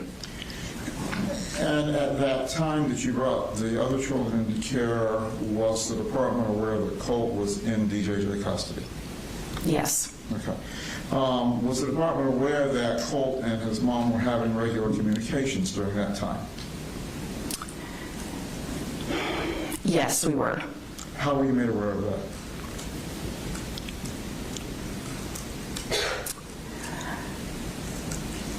I believe it was a combination of information from perhaps Colt's counsel or a guardian, perhaps it was actually a guardian ad litem that had been getting reports of his mother's contact with him in the facility and concerns about the content of some of their calls in particular. I don't know that I've adequately answered your question, but I remember that being a huge issue going into his removal into foster care. And did the department have a position on whether or not contact should be maintained between mom and Colt? At our position, at minimum, was that she was expected to comply with a court order, and I believe the court had issued a no contact order between her and Colt in early July 2025, maybe end of June, somewhere around that time. There were concerns then about the calls that were being made, the content. Colt was not doing well, and there were concerns about her involvement, pushing him toward an inability to progress in some of his care at the facility. And when you became his temporary custodians, did the department get access to information from DJJ on his medical and mental health issues? Yes, we did. What kinds of mental health challenges did they communicate to you that he was having? The records were pretty extensive that they provided to me to review. So what I could see was that from essentially intake when he arrived for detention. He was getting workups. He's being fully evaluated for general health concerns, vision, like a well check, dental care, and then mental health needs, and that's where, not too long after intake, like within a few days after intake, he was describing what he said he believed were undiagnosed mental health issues, and talking about, some of the prior things he's experienced, things that he was experiencing then, suicidal ideation, self-harm, and the self-harm too was pretty quickly documented in the records. They could see that he. And normally for children who are in care, is DFACS responsible for making sure they get appropriate mental health as well as physical, medical issues taken care of? Yes. And would that mean that you and your department and DJJ would need to interface to make sure for your responsibility that all that was being complied with? Yes, and we did. And during your review of the information that you got from DJJ at that time, were you able to determine whether or not appropriate measures were being taken for his mental health? I was able to make that determination. I'd be remiss if I didn't mention, even though he entered foster care, and that was really also when I was trying to do my initial safety assessment, that's a component. I was doing these things at the same time. I also was asking basically any healthcare facility I could think of under the sun if they had any records involving Colt, because I couldn't really get great leads on where he'd gotten care. He was telling me he hadn't gotten anything except for maybe an eye check. He didn't recall going to any doctors over the course of his life. So I was sending those requests out, and I was also collaborating with DJJ staff to look at what they had. And did you find anything that suggested that he had appropriate private medical care prior to coming into DJJ? No. I was really surprised by the complete absence of care, because you normally don't see that. I mean, even with some families that struggle, you'll still see that maybe they've been to the pediatrician, prior years, but I wasn't really getting any luck there. And during this time that he was in your care, what kinds of other investigations were done by the department to determine what the family life and family structure was like? So I needed to talk to several family members, so I did. I talked to his grandmother, I talked to paternal aunts, I talked to a maternal aunt, I talked to the clinical team at the facility, the educational team, administrative staff. I reviewed all those records, and I was trying to discern. I was trying to discern, essentially whether he was safe there and was getting adequate care, and so I was looking at, what they had in their records at that time for diagnoses, treatment, any behavioral incidents, all of that stuff together.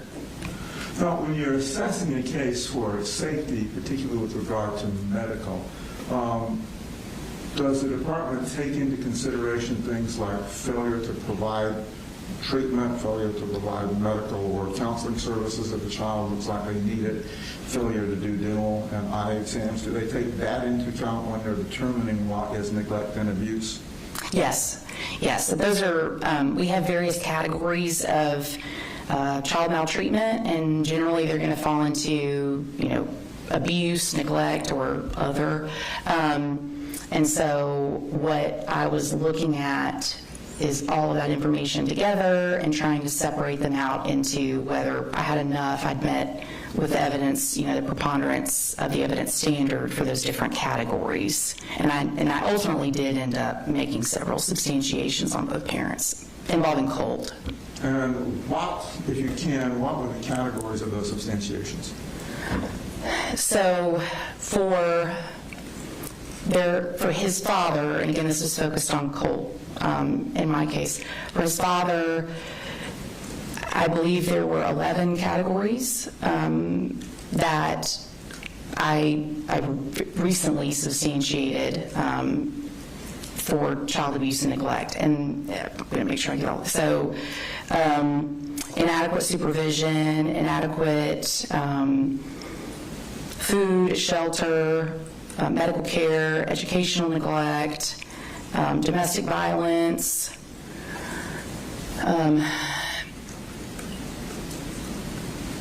lack of psychological care. Let's see. There's a category for gunshot in our maltreatment codes, and that describes if a parent fails to adequately secure a weapon and it discharges. There were many poisoning. That's one that I substantiated on the father and mother. But overall, across those, and I would have to look at my notes to remember all of them. But I believe Colin had 11 different categories across abuse, neglect, and other. Imminent risk of harm is the other category. That's where if they fail to comply with prior cases and now the children are in harm's way. Marcy actually, I think, had 12 substantiations, so more than Colin, and the reason for that is that I found enough evidence that she was physically abusing him. There were several sources that got into detail about how he was the target of her ire for various reasons over the years. That's not to say there weren't allegations against their father for also physically abusing Colt, but I couldn't find evidence of like marks and bruises like I did involving mother and Colt. Now, part of, as I understand it, the case manager's job is to go out and see the child as well as work with the parents. Did you ever go out and visit Colt? I did. Okay. How many times? Do you recall? I don't. At least we have to do monthly visits. Just depending on when it was, I would do monthly, sometimes twice. I think for the month of November, I ended up that my visit was like at the tail end of October and then beginning of December, so I didn't technically see him in November, but we also would talk on the phone and I would stay in contact with his with the staff there to make sure that he was doing well. Did his brother and sister have a separate case manager? Yes. Okay. And just to reaffirm, you're not specifically a case manager, you were just performing a case manager role because of the complexity of the case? Yes. Okay. And during your visits and conversations with Colt, did you ever get a handle on, from him and or from DJJ, what they were doing to address his mental health needs? I did. They would describe in the records, I could look at how his evaluations and diagnoses changed over time along with the medication. I could see where symptoms would wax and wane. I heard from Colt, too, about what he was experiencing. So I would ask him, generally, do you feel safe here? Is there anything you want to tell me? And let it be sort of led by him. Some concerns that I heard were that he was having a hard time sleeping. There were several self-harm incidents. They would adjust his medication. But the best I can tell from the records, I think that he arrived in September of 2024 and for several months didn't have medication. They were still doing a lot of evaluation, but he was describing what he was experiencing and seeing or hearing, anxiety. At times he would say mania or psychosis, and they would adjust accordingly. And did the records reflect any improvement in his behaviors while he was being treated? Yes. Okay. Did you have an occasion to talk to the personnel at the YDCs? I did. And did they also reflect that he had improved while he was on medication? They did. And one of my earliest notes, I think this was in fact my first visit to see him on, I think it was October 8th of 2025. the staff said that, so I had my meeting with him, I then met for some time with staff, and my takeaway, which I have in my notes, is that they believed that the no contact order that had been effectuated against his mother in July, I believe, of that year, combined with the start of medication, those two things together had changed him into essentially a different child. He was sleeping better. He was eating. I believe it was that time that he went from losing a lot of weight because he thought he was being poisoned to starting to eat more, and they felt like no contact and medication is what the difference maker was. They believed that his mother was fueling this ongoing obsession with school shooters, and that then seemed to change direction for him. He started participating more in a lot of other positive improvements. Now, Colt during this time was 14 and 15 years old, right? Yes. Okay. With your experience with DFACS, is that a critical time for children in their development? I'm not an expert in that area. Primarily, I'm an administrator of the agency, but I have been in charge of DFACS now for 5 years, and that, especially for younger boys, is a really important time in their lives.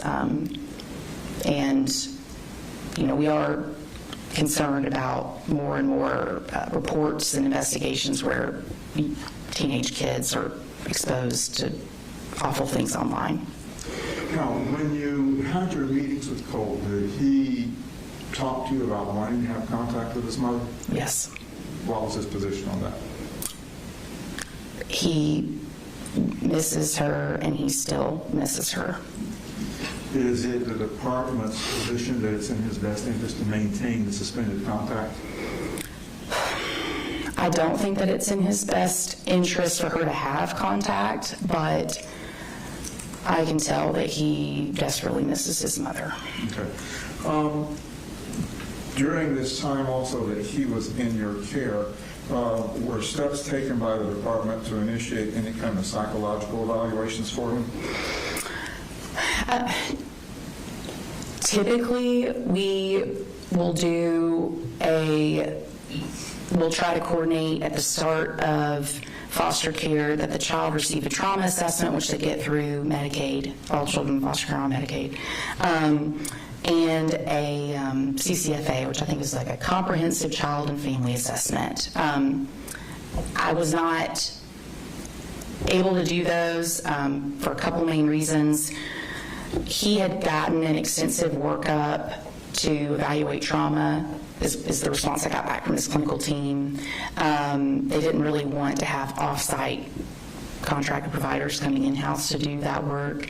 And I wanted to respect the process. I didn't have a case to compare it to either, so I wanted to just do my best with what we could. And so you weren't able to get any independent evaluations?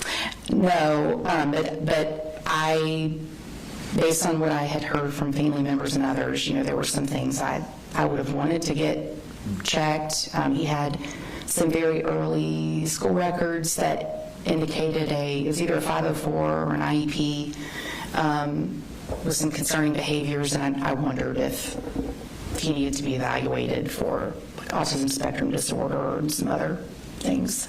Did you, in your investigation, come across information that indicated that prior to the shooting, Colt had tried to get help from his family?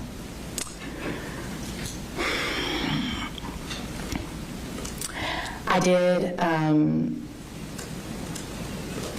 His mother had been giving him Zoloft. So, when I talked to family members and him and even his siblings, something that seemed pretty consistent that there was knowledge about how much difficulty he was experiencing. The the inconsistencies were more about who knew what, when, and that's what the status was leading up to September 4th. And though he was not brought into care before the shooting, had those concerns been raised to you after Colin and the family moved up to Jackson? Would the department have initiated a new investigation? Say that one more time. Though he was not brought into care until after the shooting, had those concerns about his call wanting to get some help and the inconsistencies as to who knew what when, would that have been enough to raise concerns to the department to begin an investigation in Jackson County? I believe it would have been.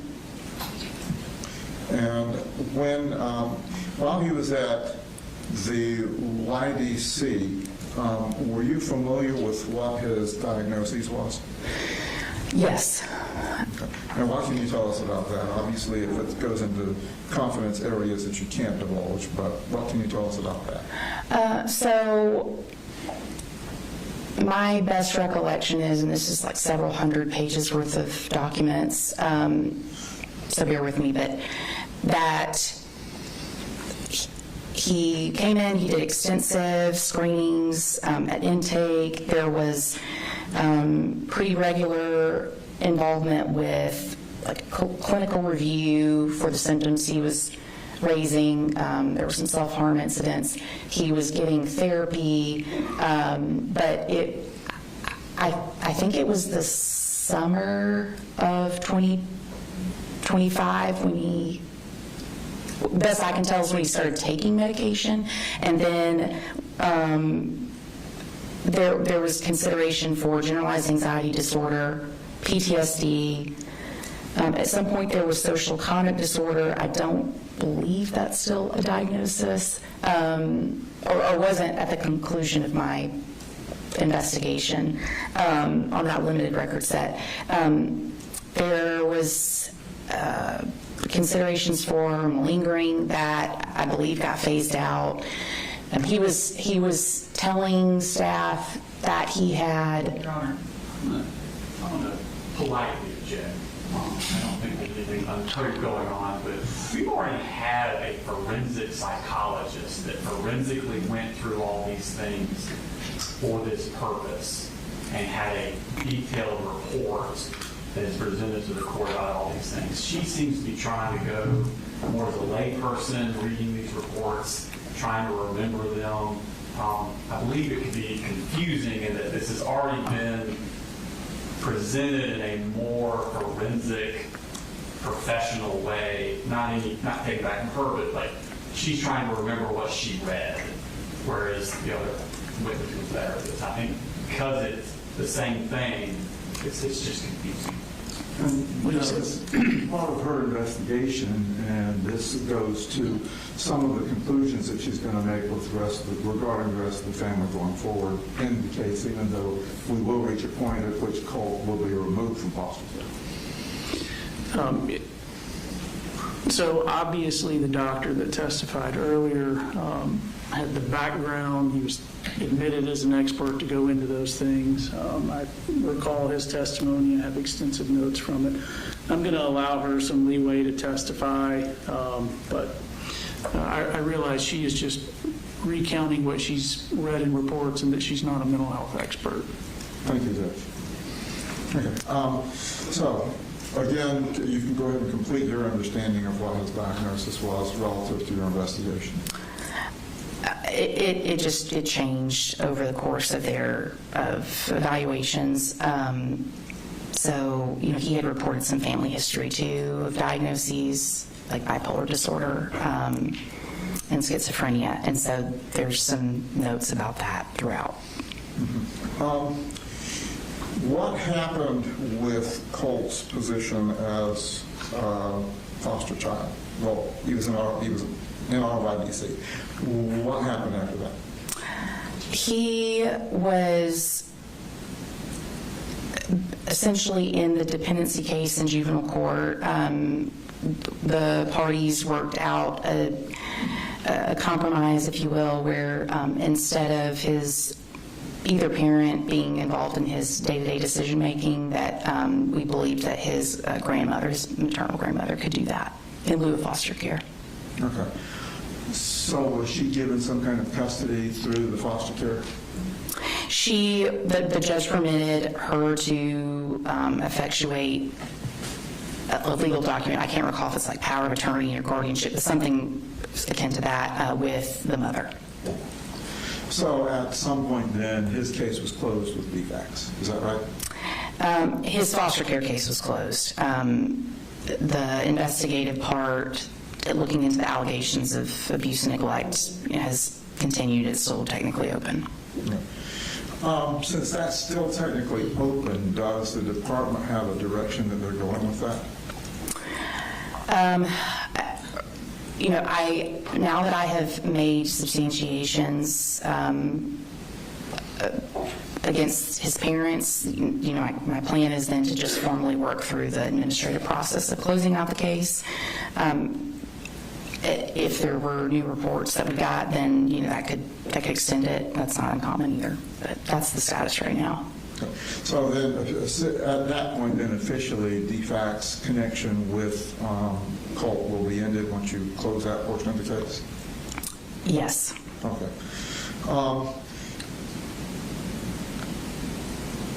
As you reach your conclusion, would it be the department's position that it's in Colt's best interest to remain not having much contact with his family until his legal position is resolved?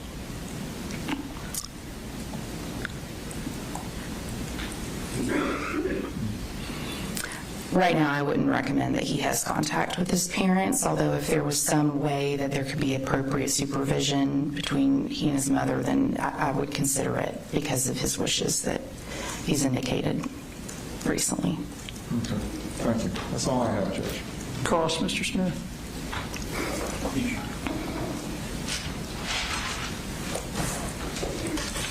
Hey, Mr. President. I'm Brad Smith of the District Attorney's Office.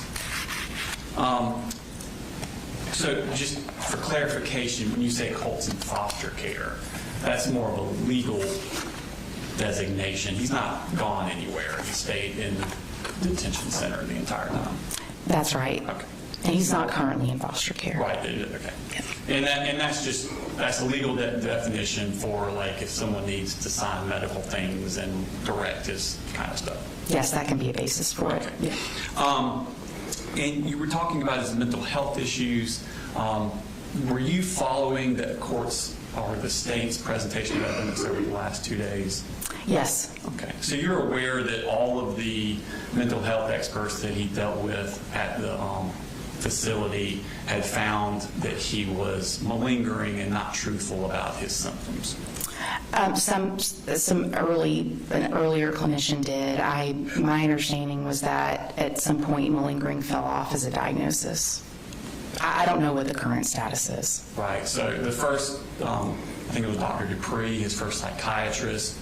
They did testing and found out, and she suspected that he was malingering. They actually did tests on him that confirmed he was malingering. He was turned over to Dr. Ackerman, which is a psychologist. He followed him, and all this time he's not being medicated for anything. And he found where he was malingering, and then he then said, we're going to take away the malingering because he's not saying he has psychotic symptoms at this point. And then he was turned over to another psychiatrist, Dr. Freeman, I believe. Judge, is there a question here that seems like Mr. Smith is on to the moment? Correct? Or do you not remember? I don't know that I completely agree with that. Admitting, though, that I'm not a clinician. So, no, I mean, I did see that at some point there was a malingering suspicion. I think it was a diagnosis code in some of the earlier records, but then that it was removed. Dr. Ackerman removed it. That's right, and in some of my interactions with Dr. Ackerman and Dr. Freeman, they indicated that would happen, that they were trying to to either rule it in or rule it out, and they thought it might, in fact, be ruled out. But I was that's a limited set of time that I was involved. But the only time that it was in the records that it was ruled out was Dr. Ackerman. And then later on, Dr. Freeman found instances of him malingering to her, or him. Excuse me. I don't know what was beyond that data set or record set. After that he was interviewed by his psychologist, Dr. Richards. Okay. And given tests when was malingering then too. I haven't been in, I don't know what's in any of those reports. So we've had 2 other doctors saying he was malingering after that Dr. Ackerman took off the malingering diagnosis. I believe you. I don't know. I wasn't involved in that process. Okay. Well, you told the judge that the malingering had been taken off, and I just want to point out that that's not correct. I understand. I'm sorry. My time was limited to a specific data set, and I just recall that being something that fell off as a diagnosis. Okay. So let's go back to DFAC's first involvement with the case. That was started in August of 2021. That was I believe the first report that we received on the family. And that was on Colt had researched how to kill your dad on the school computer.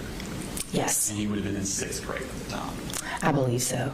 So the first report had nothing to do with Marcy or Colin doing anything to Colt. Not that I recall offhand. And then the next report was in February 1st of 2022, so a few months later, and that report was that Colt was not enrolled in school.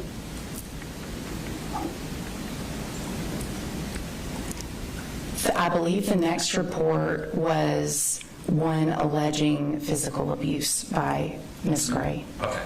So that would have been between the August and the February one? We had the initial August report that you described. We had a report that alleged physical abuse involving Colt, and then we had I believe it was in back-to-back. We had reports about truancy for all the children, okay. January, February, I'm sorry. Okay. So between the August of 21 and February 22, around that area is when you had the physical abuse. Yes, sir. And that was Marcy, and it was specifically that she slapped Colt, correct? It was, yes, that she slapped him and that he had a swollen lip. Okay. And then, so then you had, in February, you had, all the kids weren't enrolled in school, but Colt specifically. I believe the report it had for all of the children, being that they were excessively truant. It was like over 20 days for each child. And then the next report came in, that was February. The next report came in that November. Yes. And that was Marcy being intoxicated. It was several allegations. That I think was probably the primary one is substance abuse, but there were also concerns about the children's hygiene at school. The parents arguing like domestic violence allegations, that type of stuff. And the domestic violence was between the parents with each other? Yes. Okay. And then fast forward a whole year to October of 2023 is the next issue, and that is Marcy test positive for drugs. That case, I think what you're saying is that case ran from November 2022 right to basically October, the end of October the following year. Right. And that's because of a failed drug screen, one of a few in fact, but right. Yeah. And then, so that was October, y'all gave the kids to the father. Yes. And then the case was closed on October 31st, 2023. Yes. Okay. So what we have here, the allegations are truancy, hygiene, and mom's using drugs, and there was one incident in 6th grade where mom slapped him. There was for the case that involved allegations of physical abuse involving mom and Colt. It was more than one occasion of the allegations of hitting, but that was a very short case compared to the November 2022 to October 2023. And that was back in when he was in 6th grade. I believe so, yes. So in 2021 was allegation of mom physical abuse with him. Yes. But all you have substantiated is a slapping with the lip. And in fact, it wasn't substantiated. We had contradictory accounts from the children. So that was not substantiated. It wasn't. The children had different versions. Okay. Now, you said, you testified on direct that new things categories have been recently substantiated. Mm-hmm. What do you mean by recently substantiated? A DFACS investigation per policy, I think, is supposed to be completed within 45 days. It can run longer. It just depends on the case. Often, if you have history with a family, then you're not often. You have to look at all of that. And then if the current issue that you're investigating has multiple allegations, it can run longer. And in fact, mine did. So my substantiations were across multiple categories, and then I issued official notice, I think it was last Wednesday. Last Wednesday? Yes, sir. And when did you agree when was it agreed that you would be a witness in this case?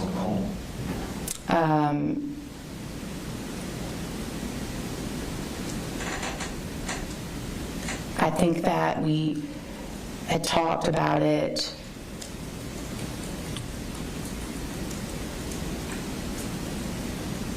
leading up to the start of this. I mean, I kind of expected a subpoena, so I've been preparing one way or another. And I knew coming that I could be called, but he asked if I would be here.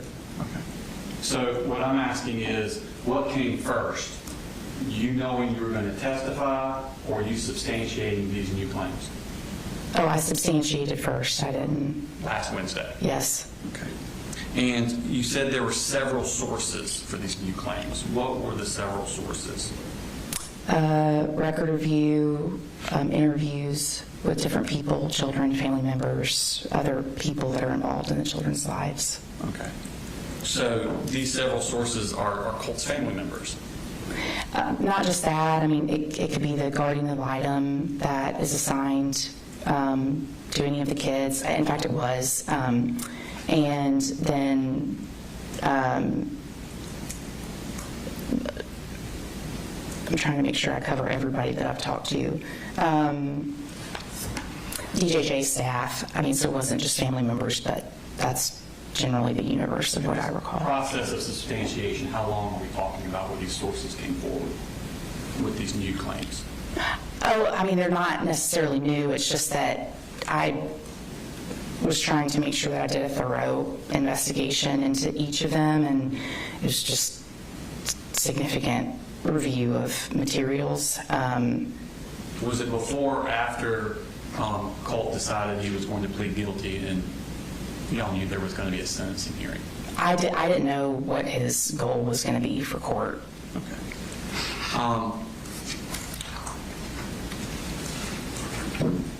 I want to ask general, broad questions about DFACS and what y'all do, and thank you for what y'all do.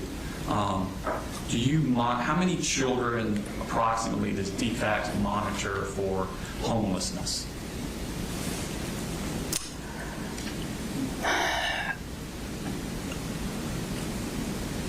If you mean for open investigations that we have for homelessness, monitoring the children. Oh, I don't know what you mean by monitor. I mean, we probably get several hundred thousand, maybe a couple thousand. That's almost pure speculation on my part right now about reports that have that allegation is one or many. But generally, we're not going to be investigating homelessness. We try to differentiate between like a poverty issue versus, actual abuse or neglect. What about malnourishment?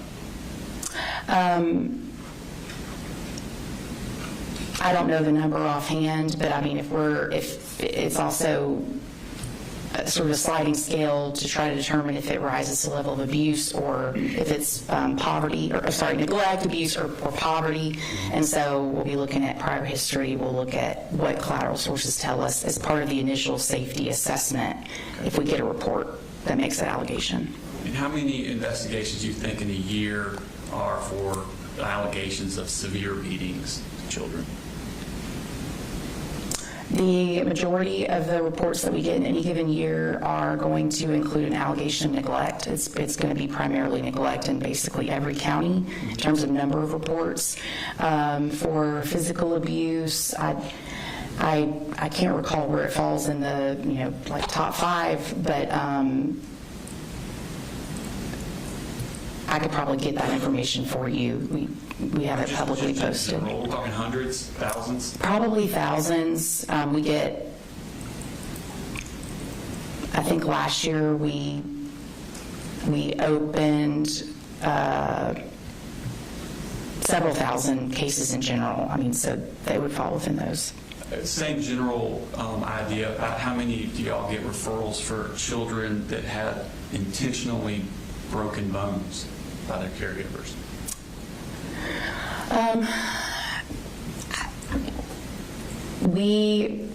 In what I would describe as more non-accidental trauma cases, then that's going to be a much smaller category. I don't know that we're even talking hundreds per year. Okay.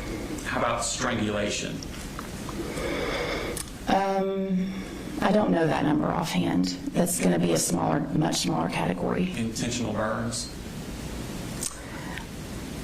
I don't know that number offhand, but I think based on my anecdotal recall of our cases per year, it's going to be higher than an allegation of strangulation or non-accidental trauma.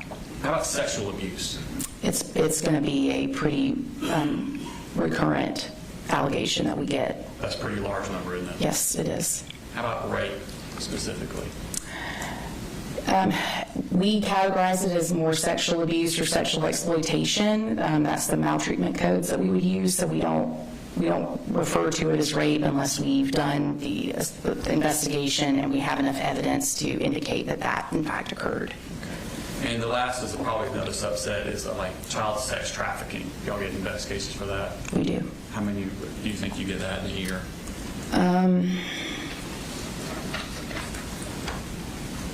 Several hundred, maybe we're looking at 1,000 to 2,000.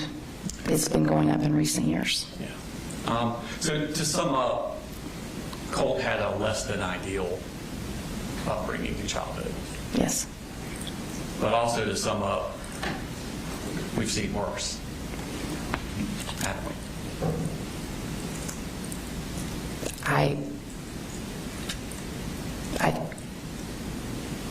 I think that's fair, but child abuse or maltreatment in general is something we just want to try to avoid or work with the children to address the trauma.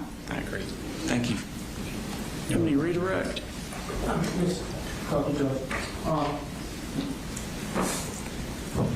In the context of intensity to a child, does it matter if they were abused by their parent by slapping in the face or having their arm broken? In their view, does it matter? Objection, Your Honor. Calls for speculation. So she works with an agency that has to make these determinations all the time and when they're working to reunify. Calls for speculation. Yeah, I'll sustain it. I think slapping in the face is not as bad as intentionally breaking a bone, but got another question. Okay.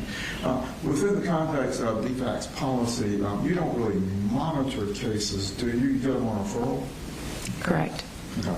So then your resources with the department don't allow you to track every child or every circumstance that exists in the state of Georgia, right? That's right. We rely on reports. Okay. Is it reasonable to believe that not all cases that have severe abuse are reported?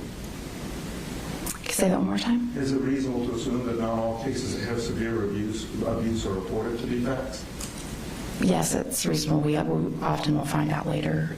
And when you get a referral and a report, do you have a legal obligation to follow through and make sure, whatever the intensity of the allegation, that the case is investigated? Yes, and we have extensive policies that help guide case managers on what they should do based on the maltreatment codes alleged. And is there a policy on how you handle families who have recurring referrals to DFACS? There are several policies that apply, yes.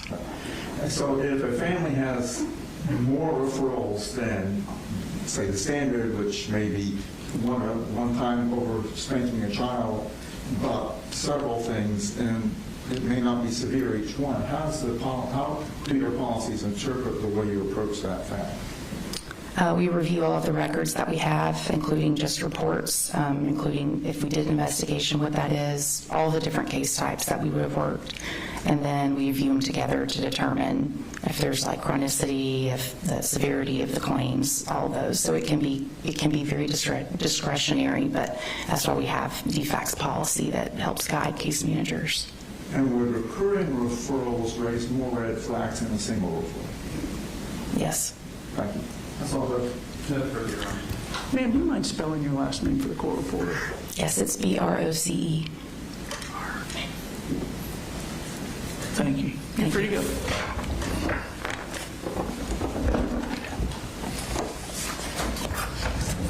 Mr. Allen. Hey, Judge, I have one more witness. I don't know if the court wants to break it out for lunch, or this witness, I don't know. I'm not sure how long it's going to take. Do you think she's one, or he or she would be one before? I mean, we'd get done by 12 with them, or do you think they're going to be on the stand for an hour or two? It's not going to be an hour or two, but I don't think we'll be done by 12. Okay. Would you like to break now? Yes, sir. Okay. All right, ladies and gentlemen, we'll go ahead and take a lunch recess. Be back at 12:50.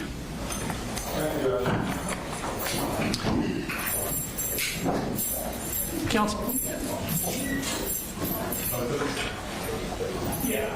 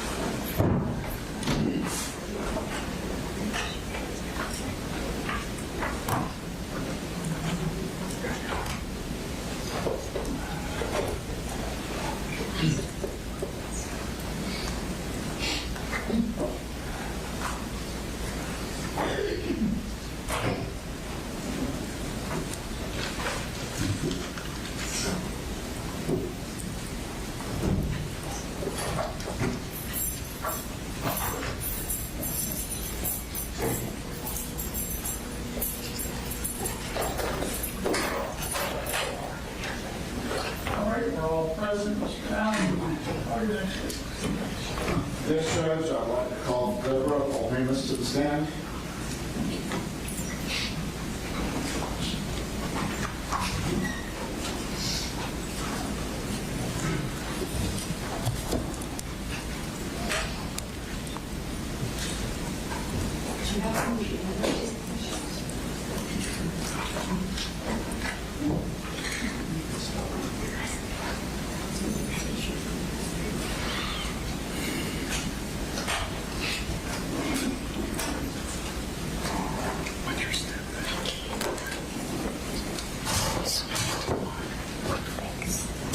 Please raise your right hand. You solemnly swear from the testimony about you give today will be the truth, whole truth, and nothing but the truth. I do. Please be seated and introduce yourself to the court. My name is Deborah Paul-Hamus, Now, would you please spell your last name? P-O-L-H-A-M-U-S. What relationship are you to Colt Gray? I'm Colt's grandmother, maternal grandmother. From the time that Colt was born, have you been involved in his life? From the day he came out, yeah. And how much have you had access to him over the past several years? It was you. Describe that. They rarely visited me, except during the pandemic. They stayed with me a lot then, but I was up there every month for their life, all their life. Where were you living at that time? I was living in Fitzgerald, Georgia. So where is that? It's about 4 hours south of here. Okay. Would you drive up for those 4 hours to see him when you came? Mm-hmm. Okay. Yes. How often would you say during the early days of his life that you were able to drive up? How often? I tried to come every month, sometimes 6 weeks. I was working, and I still had one in college, and I was traveling a lot with her, but I was usually up here once a month. What county were they living in when, say, he was 1 to 5 years old? Statham. And where is Statham in relationship to this job? Statham is about 4 hours. It's just 10 miles from Winder. Okay. And during those visits, would you stay in the home, or would you get him on? No, I stayed in the home. Okay. How long would you stay with each visit? Usually the weekend. I drove up on Friday after school and drive home Sunday evening. And say after school, what was your profession? I was educator, special education educator. Okay. Did you have anyone in your family that was a medical person? I did. Who was that? Well, my sister was a doctor. She died when Colt was young, and I had several aunts and uncles that were nurses and doctors. Okay. Did you ever get involved in any of what they did, or did they teach you anything just on the side, like sometimes kids learn from their parents? Not really. Most of what I learned studying. I worked with emotionally disturbed children for the last 15 or 18 years, and went back to school several times. Were you certified in special education? Yes. When Colt was young, did you notice anything that in his development that gave you some concern? Well, he was slow to walk. He was 18 months old when he finally started walking, and that I think was because his mom was in the hospital having Jenny, and I stayed with him and we walked all day because he was ready. He just didn't get the chance. But I noticed that he was restless. He was impulsive. He when he got excited, he would jump up and down and wave his arms. And but you know that was it. Was he exposed to daycare in those days? Yes. Do you know anything about his interaction in the daycare? Well, the first daycare he was in was when he was very young. And then Marcy took him out at 6 months because Coley lost his job and Marcy was working and they couldn't afford daycare. I offered to pay for it, but Marcy said no. If Coley was going to be at home, he could take care of him.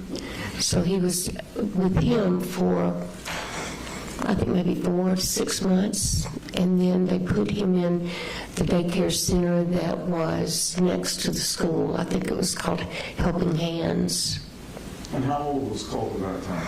Colt was 2.5 by then maybe. And that's where he was until he started school. And when he started school, do you remember which school system he started in? He was in Statham, in Clark County. How long was he in that school system? He was in Statham until the 4th grade, same school. Did you ever have any contact with his teachers at school? I did not a lot. When he was in pre-K, they did a developmental profile on all the children, and Colt scored really well on everything but social emotional. So they decided to do what they call a 504, and it's a program that leads into or out of special education. It was for his behavior and his impulsivity, and if he got concentrated help and improved, then he would staff out, and if not, he would staff into special ed. And he received those services at the elementary, which was just across the parking lot. And then in kindergarten, he stayed in under the 504. And they staffed him out at the end of 1st grade because he was doing well. You know, we still have an incidents once in a while, but his grades were well. He was attending, and things just seemed to settle down. How long did he stay in the school system in Statham? He was in Statham through the 4th grade. Okay. During that time, how was his parents? Were they having issues with drugs, or was it just financial? Well, they always had issues. They were doing a lot of drinking at that time. And then they got way behind on bills. Coley bought a new truck, and he bought a camper, and he bought a fancy fishing boat, and they got way behind, and they had to sell the farm. And that was the real beginning of the downfall. And how old was Colt when that happened? He was 4th grade. Okay. So 4th grade, would that be 8 or 9? Okay. Yeah. And did you notice at that time any impacts on Colt when that happened? Well, he was miserable. I mean, they all were, you know. They got yanked out of their school, they got yanked out of their home, the only place they'd ever lived, and they moved to Gainesville and rented a house. And Coley was working, Marcy wasn't. Marcy was deteriorating, and they didn't go to school for a long time, and then she finally got them enrolled, and Colt and Jenny both seemed to really like their school there, but they were only there for a few months. They got evicted, and then they went to Jefferson, and they lived there for a while, and things were about the same. I think by that time Marcy had started on some drugs, and they got evicted from that house, and then the pandemic hit, and they came to Fitzgerald. And Colt would have been about 10 years old during the pandemic? When they were down in Fitzgerald, did you notice anything about Colt and his relationship with his parents? Well, Marcy got a job. Colt and Jenny stayed with me most of the time because I was doing school with them. Jenny spent the night a lot. Colt would go home. They moved all of their stuff into a 1,500 square foot house, and you couldn't walk in the front door, and it was all turned upside down, and they were just miserable. I mean, you know, they didn't have anywhere to play, they couldn't nowhere to sit down and watch TV, so they stayed with me most of the time. And how was Colt's social interaction at that time? He didn't have any. You know, during the pandemic, they were staying with me. I took them swimming and things like that, but they didn't really have any contact with other kids. I got them in school, and I would take them, well, in the beginning, Coley would take them. Coley didn't work. he never did get a job during that time, and so he would take them to school and pick them up. We got Colt signed up for football, and he played football and had a really good time doing that. And Jenny was playing soccer. And then after DFACS got involved, Coley was not actually named on the initial report. It was just Marcy. So Coley got mad and just decided he was going to move them back up to Atlanta because he didn't want to have to deal with DFACS. So that, and I'm incorrect. They moved to my house before Jefferson because when they moved back up, that was when they moved to Jefferson. And was that the 2021 case we heard about earlier today? Was that what? The 2021 case that we heard about earlier today? Yeah. Mm-hmm. Well, what do you remember about Colt and the incidents around that case? Well, we reported them to DFACS because my other daughter did. I couldn't bring myself to do it. But she reported them to DFACS because they were just completely dysfunctional. Coley was spending all day in the bed. Marcy was trying to drive and work, and she was on stuff, and he was on stuff. And I'd go over, and the kids didn't have anything to eat. And Marcy got mad one day and slapped Colt for a couple of times. And so we just decided to report him and see if we couldn't get some help. We couldn't get anything done.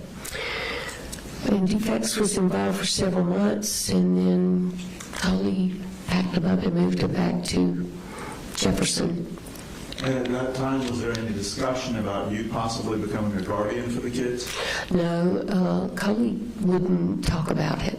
I had talked to Marcy several times about taking the kids, or particularly Colt, because Colt was the one who seemed to be having the most difficulty living in the house with his daddy and his mother. And she said that Coley would never let me have him, and that there was no point even trying.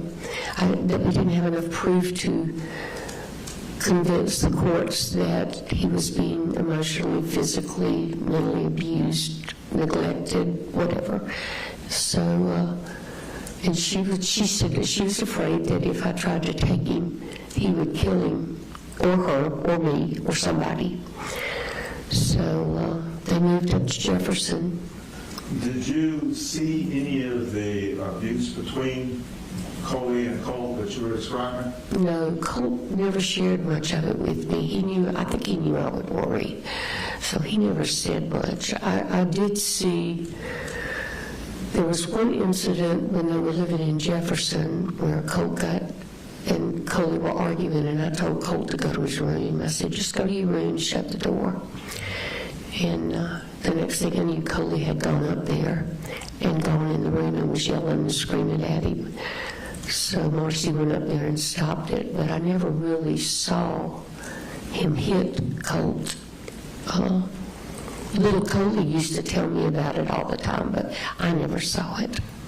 And during that part of the DFACS case that was still down in Fitzgerald, did you have any discussions with the DFACS workers about potential future plans for the family? Well, we had talked about it.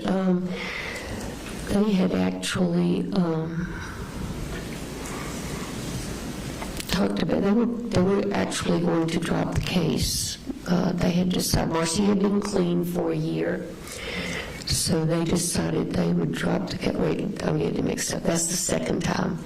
I really didn't talk to them the first time much.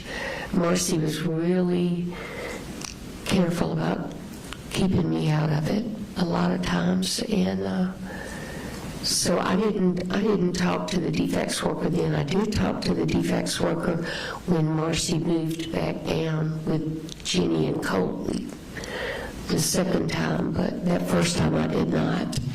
And still focusing on that first time, how was Colt reacting? What kinds of things was he doing that might have caused you concern? Well, he wasn't really doing anything except staying in his room a lot, and that was because there was nowhere else to go. But he wasn't on the computer all the time at that time. He would draw, he would read, he'd go with me. We'd go to the grocery store and go to my house, and we really didn't have any contact with anybody because of the pandemic. How was his ability to make friends at that time? His ability? Yeah. I don't know. He never got the opportunity. When he started school, he met kids, but he didn't really have any. When he was playing football, he became buddy with some of the kids, but after football, that was it. After the COVID period and during this DFAX case, do you know what time range it was they started going back to school physically? They started going back to school, let me get this straight. They were in school in Fitzgerald after the pandemic was over. We got them enrolled there, and then Coley left and took them up there to Jefferson. And it was a while in Jefferson before Marcy got them enrolled in school. When they went to Jefferson, was it in the middle of the school year? I wish I had my notes with me. Yeah, it was, I think, January or February. Coley decided to take them out, I think in December, snatch them out and take them up there. So do you know how long Colt was out of school in Jefferson after they went out before he got back in?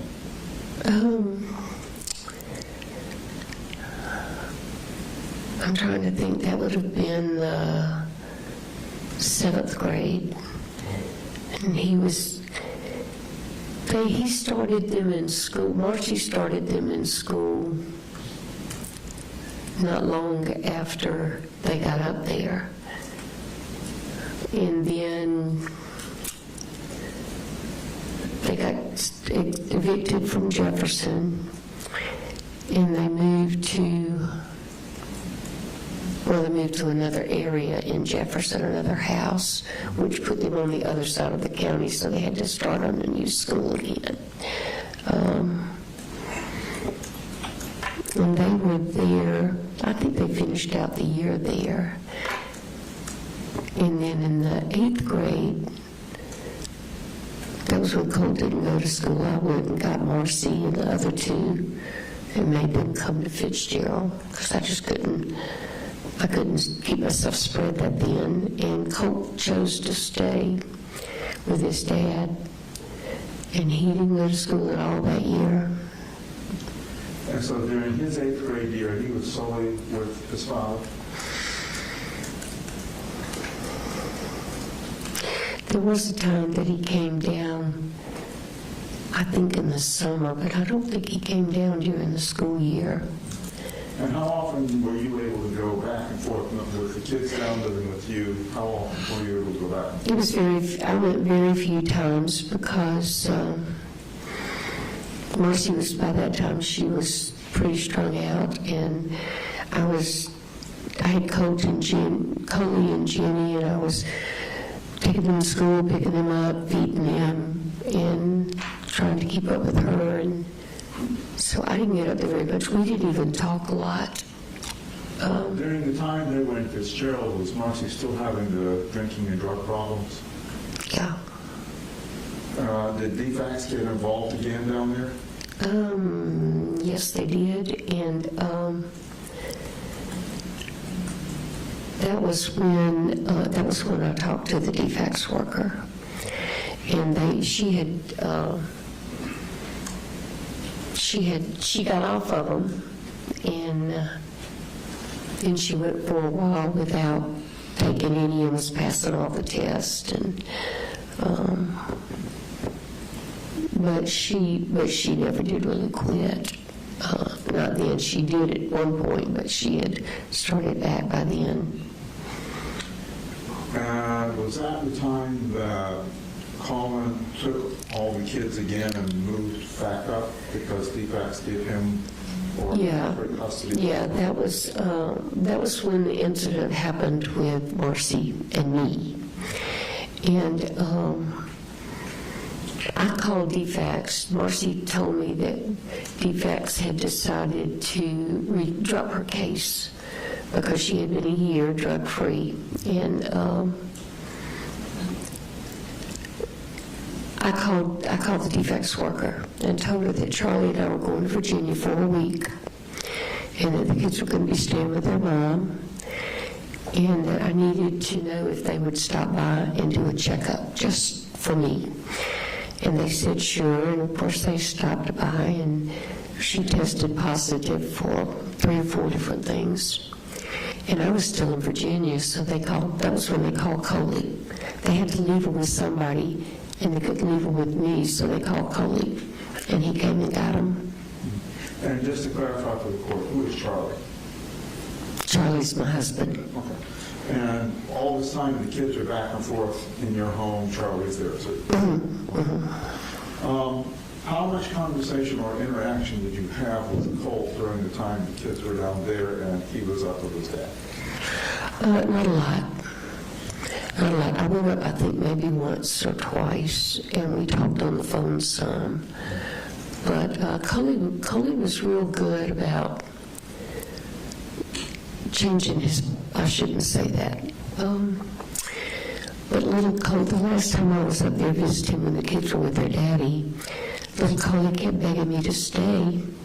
And I told him, I said, I'm coming back. I'll be back in a week or 2.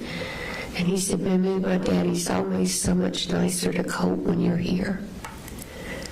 And I sat down with him and I said, well, what does your daddy do? And he's always yelling at Colt and he's always fighting with him and he hits him. And you know, that was out of the innocent mouth of a child. Little Coley was 8 at that time. So it was still going on, but I never saw it. You know, Coley was always hunky-dory, hey, Mamu, come on in. But apparently it wasn't that way all the time. So when the other 2 children were going back then with Colin, was he up in Jefferson County area still? I mean, Jackson County area? When the kids went up there? Yes. No, he was...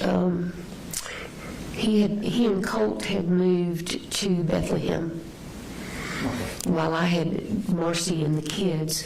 Coley told me that he wanted to try to find a place that was less expensive because he only had his income. And so he found the house on Harrison Mill Road in Winder, and they moved there. And when the kids came up, that's where they all stayed. And when they moved to Bethlehem, did that cause a disruption for Colt's school? It caused a disruption for Colt because he made the comment to me that he loved Jenny and Coley, but it was always so much more chaotic when they were there. You know, apparently he and his dad had kind of settled into a groove, and he was afraid it was going to get turned upside down. But by that time, Colt was spending a lot of time on his computer, obviously, and I just didn't realize it. But you know, when he come out of his room and we'd sit and talk, it was just like Colt, you know, in the beginning. What, if anything, did you notice, or what event happened that made you start worrying about Colt specifically with his development and mental health?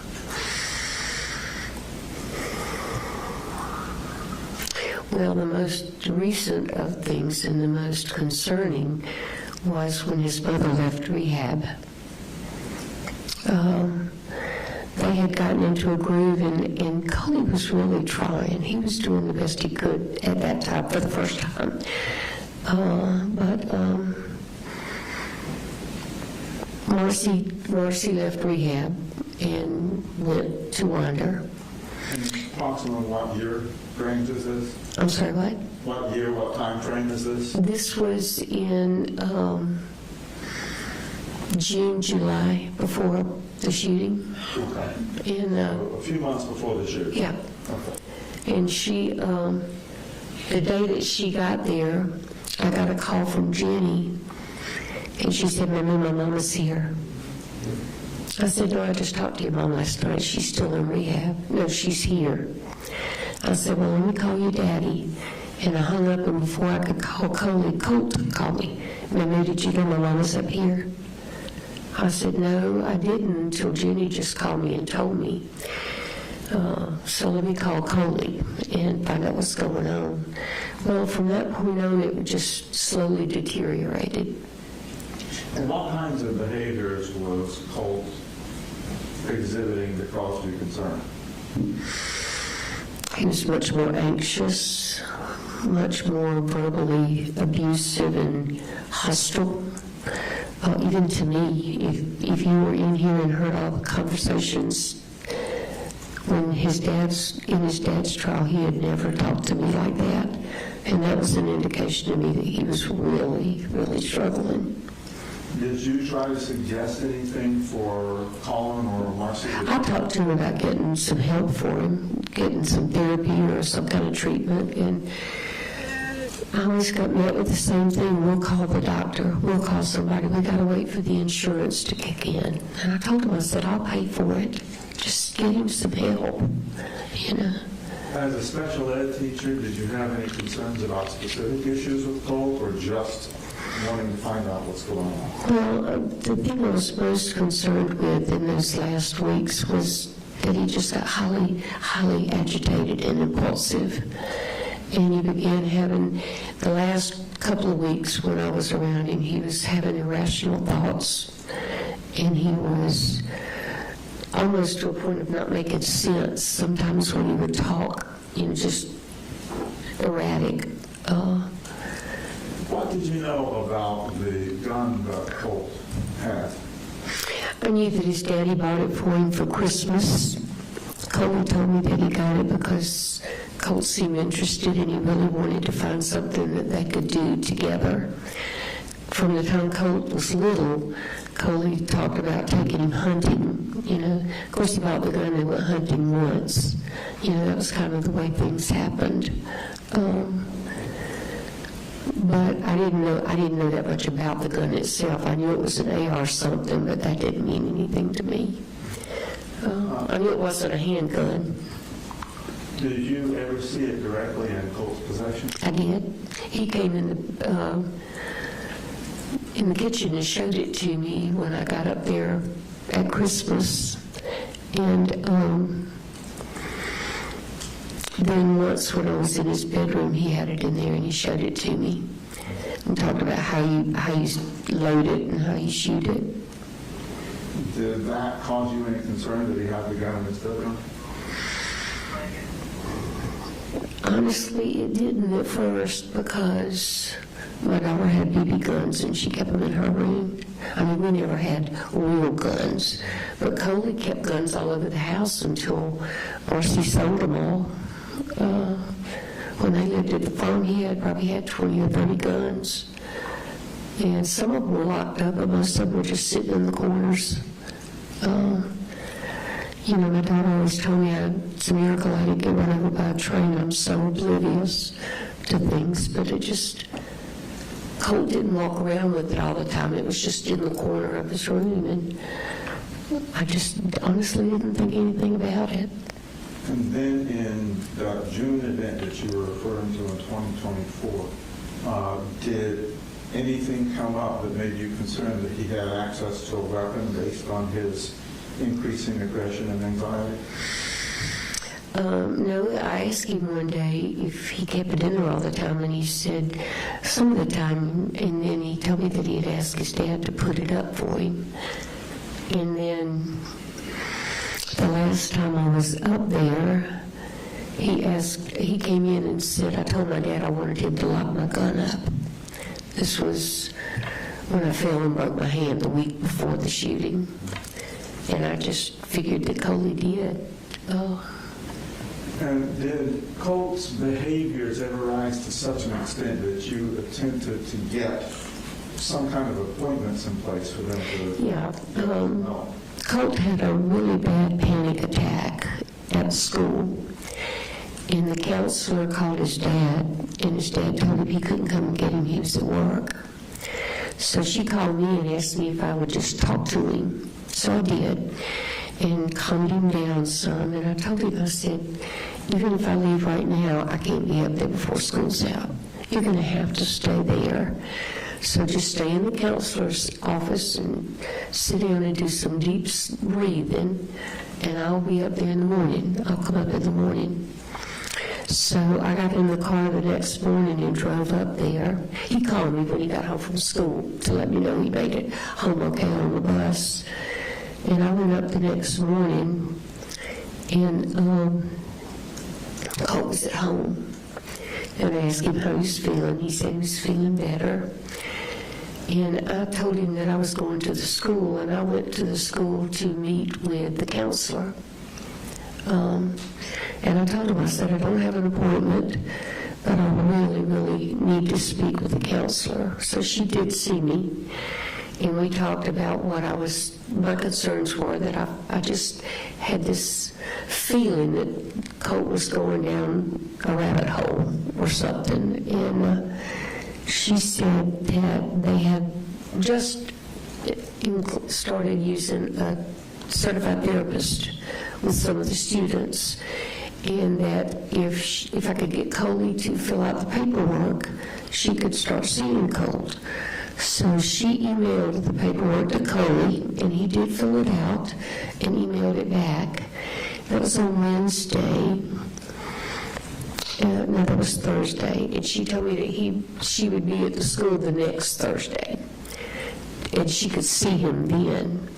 So then I left there and called the behavioral center in Athens, and I told him what the situation was, that I was very concerned that Colt was just really, really struggling and wanted to know what I needed to do to get him in. And she said that we could just walk in, fill out all the paperwork, and they would keep him. And they would keep him for several days if they needed to find out what was going on. And I asked her about insurance. I said, if he doesn't have insurance, can I pay for it? And she said, are you his parent? And I said, no. And she said, well, if you're not his parent, we can't take him. We have to have a parent. And I said, well, I don't know if I can get his dad to bring him. He's got real crazy about taking him to somewhere. And she said, well, if you bring him on Saturday, we don't have very many patients on Saturday, and most people don't even know we're open. We'll be ready, and you can bring him and fill out the stuff. So that was the plan. We were going to take him Saturday. Well, when I left the school, I fell and broke all of the fingers in this hand, and I went to the emergency room, and the doctor put a bandage on it and told me that I needed to see the orthopedist as soon as possible. So I told Coley that I was going to go home and see my daughter called and made me an appointment for the very next morning, that I was going to go down and let the orthopedist see my hand and see what needed to be done, and then I would come back.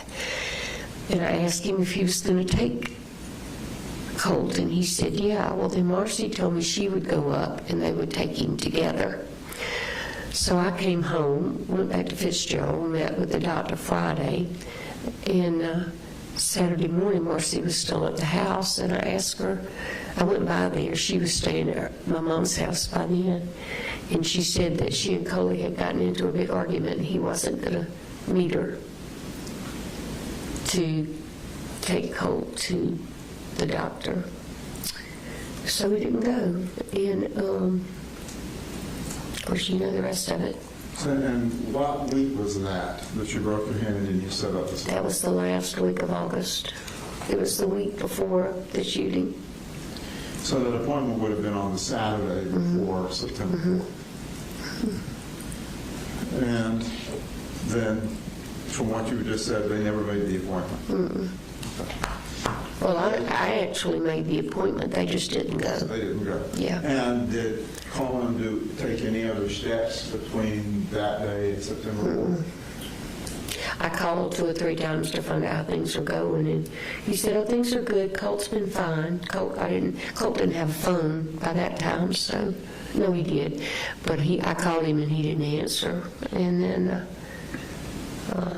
when did you first find out about the shooting? About the shooting? Yes.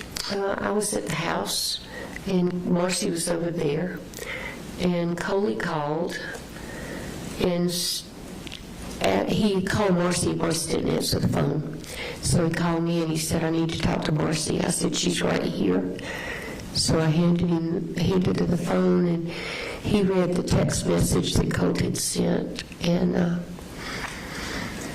Marcy said, you need to get in your car and you need to leave right now and go to the school. And she called the school and talked to the counselor and told the counselor that they had just gotten the text message. She had by this time gotten one too. And that she was terrified that something was happening and that they needed to go find Colt. So... Did you drive up to... We did. We left just a little while after that.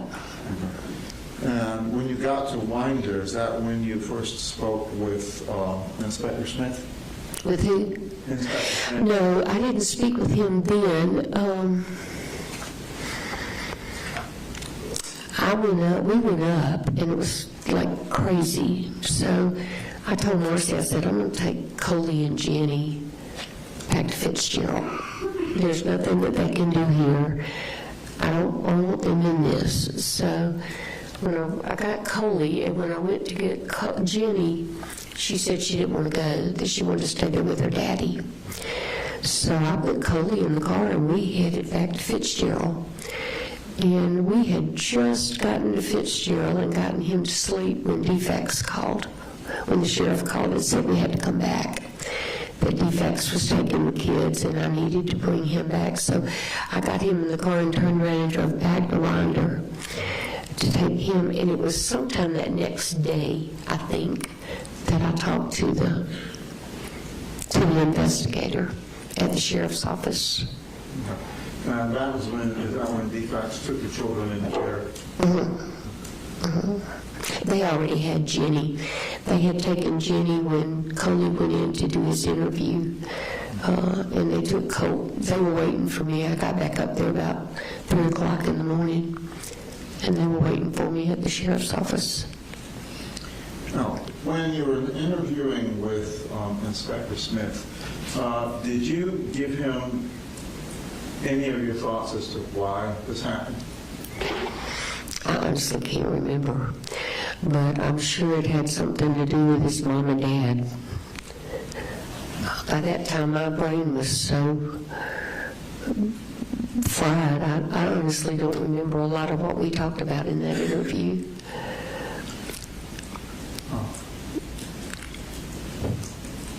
Had it been your desire for Colt to get mental health treatment? Did you want him to have mental health treatment? Absolutely. In your capacity as a teacher, did you find that to be important? Yes, absolutely.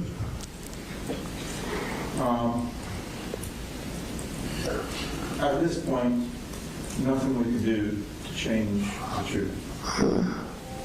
But given your experience and you're living with Colt, do you feel like long-term, if he gets treatment, he could be a productive person? Absolutely.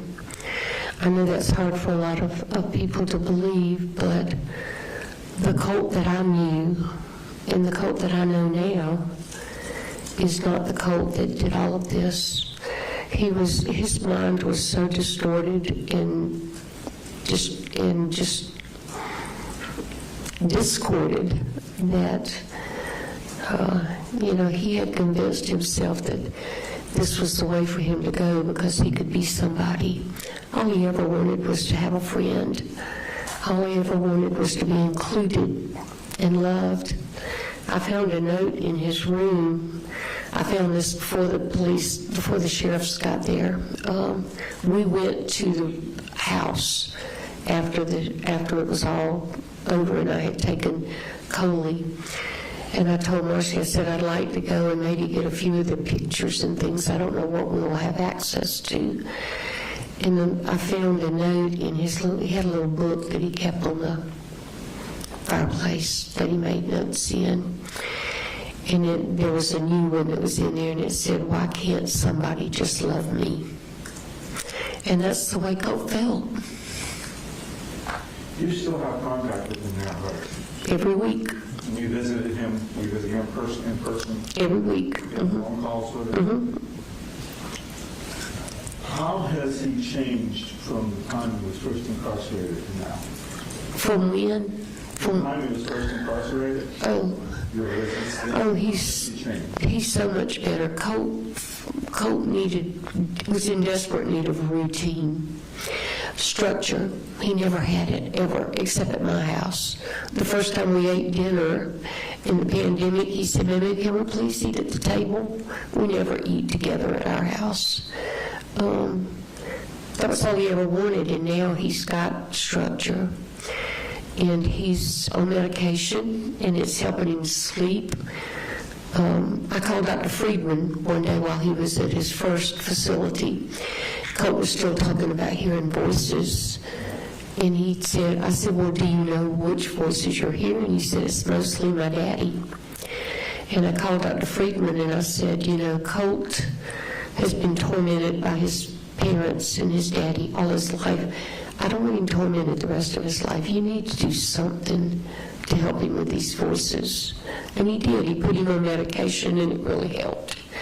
And now they put him on something to help him sleep, and he's thriving. He's getting a lot of therapy at the new facility, and he's got a little more space, and he's more like the Colt that I saw growing up than he has been in 7 years. Is he active in school? Education program? Has he listed to you some of the things that he wants to do at this facility? Well, not necessarily at this one because he won't be here that much longer. But when he gets moved to a long-term facility, first thing he wants to do is go back to school. He wants to go to school and study.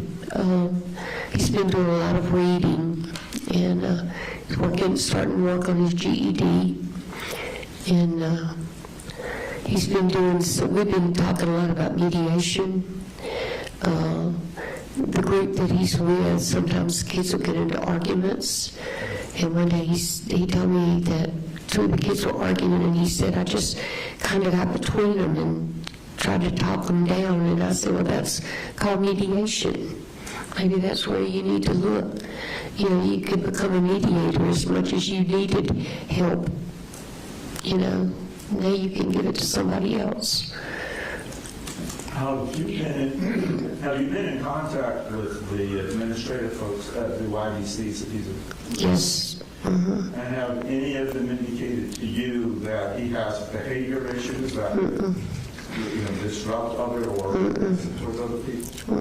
The first facility, the only thing I heard was when they shared with me that he just was really restless and seemed agitated some. The therapist that he had there was really good at working with him, but he left. And then when they started him on medicine, he got even better. No, I actually had a conversation with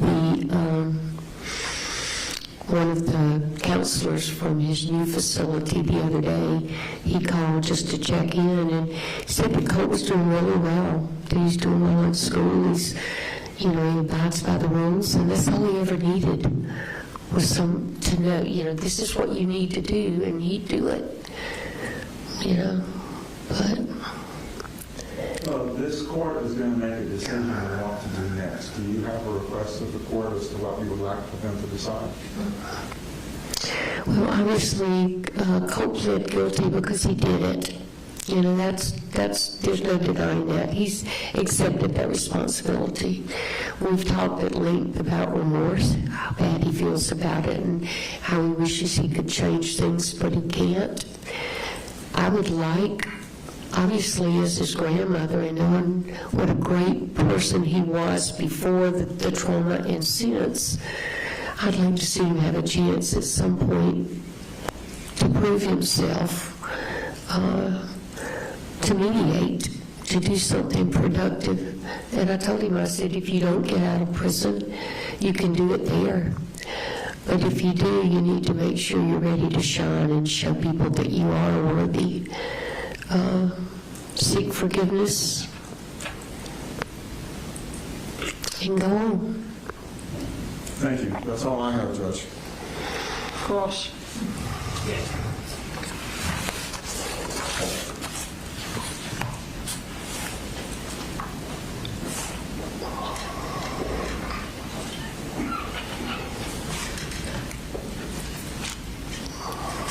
Okay, so Debbie, I'm a little confused. What time did you get to Winder on September 4th?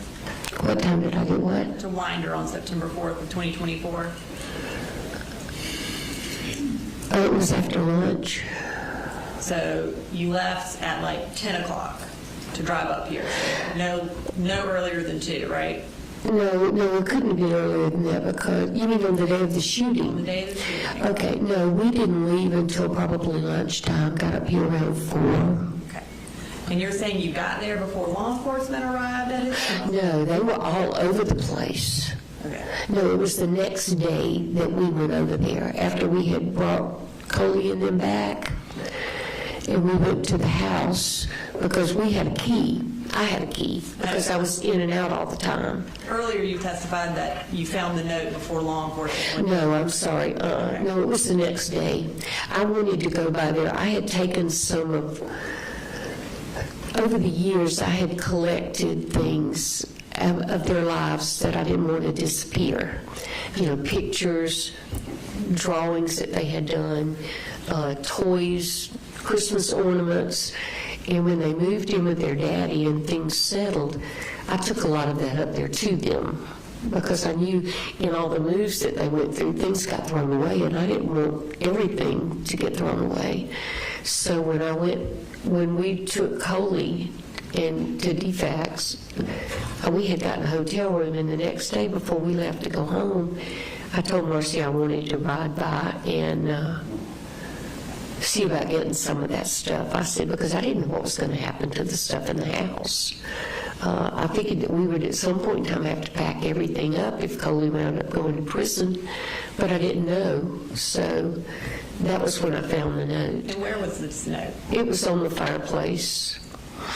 The fireplace that law enforcement went over that entire house with a fine-tooth comb for a day. And you're saying law enforcement didn't find this note, but you did. Oh, I don't know about that. Where is the note? Did you give it to law enforcement? No, it's at my house. You didn't think that would be important to give to your attorney or his attorney? Well, no, I mean, you know, I could bring it back to you if you want it. No, I just would have assumed you would have brought it. Well, it wasn't something that I intended to bring up because I just figured it was going to be question and answer. What did you do? What did you not do? But since I got into the story form and I found that note, you know, I mean, okay. I guess that's just one more mistake I made in the whole situation. I didn't think it was something that mattered to anybody but me. Well, you're here asking for the judge to give your grandson some remorse, or not remorse, but give him the benefit of the doubt and give him a chance to get out. And you want to present evidence to this court about why you think he should get out, and you obviously thought that was important. I did think it was important, but not about him getting out. It was just important to me because that's the way he'd always felt. Nobody loves me. Why can't somebody love me? And you've paid for his defense attorney, correct? I did. And you've paid for his psychologist, correct? I did. And you believe his parents failed him, right? Yes. You believe part of the reason we're here today is because Marcy and Colin were terrible parents, right? I wouldn't call them terrible, but they're pretty close. Okay. I mean, that might not be the word I'd use, but And yeah. you want to make sure that you can do everything you can to give Colt a chance today. Because you believe you also made mistakes, right? Because what? You believe you also made mistakes in this whole situation, right? Well, I'm probably the most guilty of all in this situation because I was the one who could have done something and didn't. Because I was vulnerable enough to listen to my daughter say, you can't take my son, my husband won't let you. But at the end of the day, Colt is also responsible for his actions, right? Absolutely. And you've been in here this whole time during the sentencing. You've listened to everything that the state has presented, correct?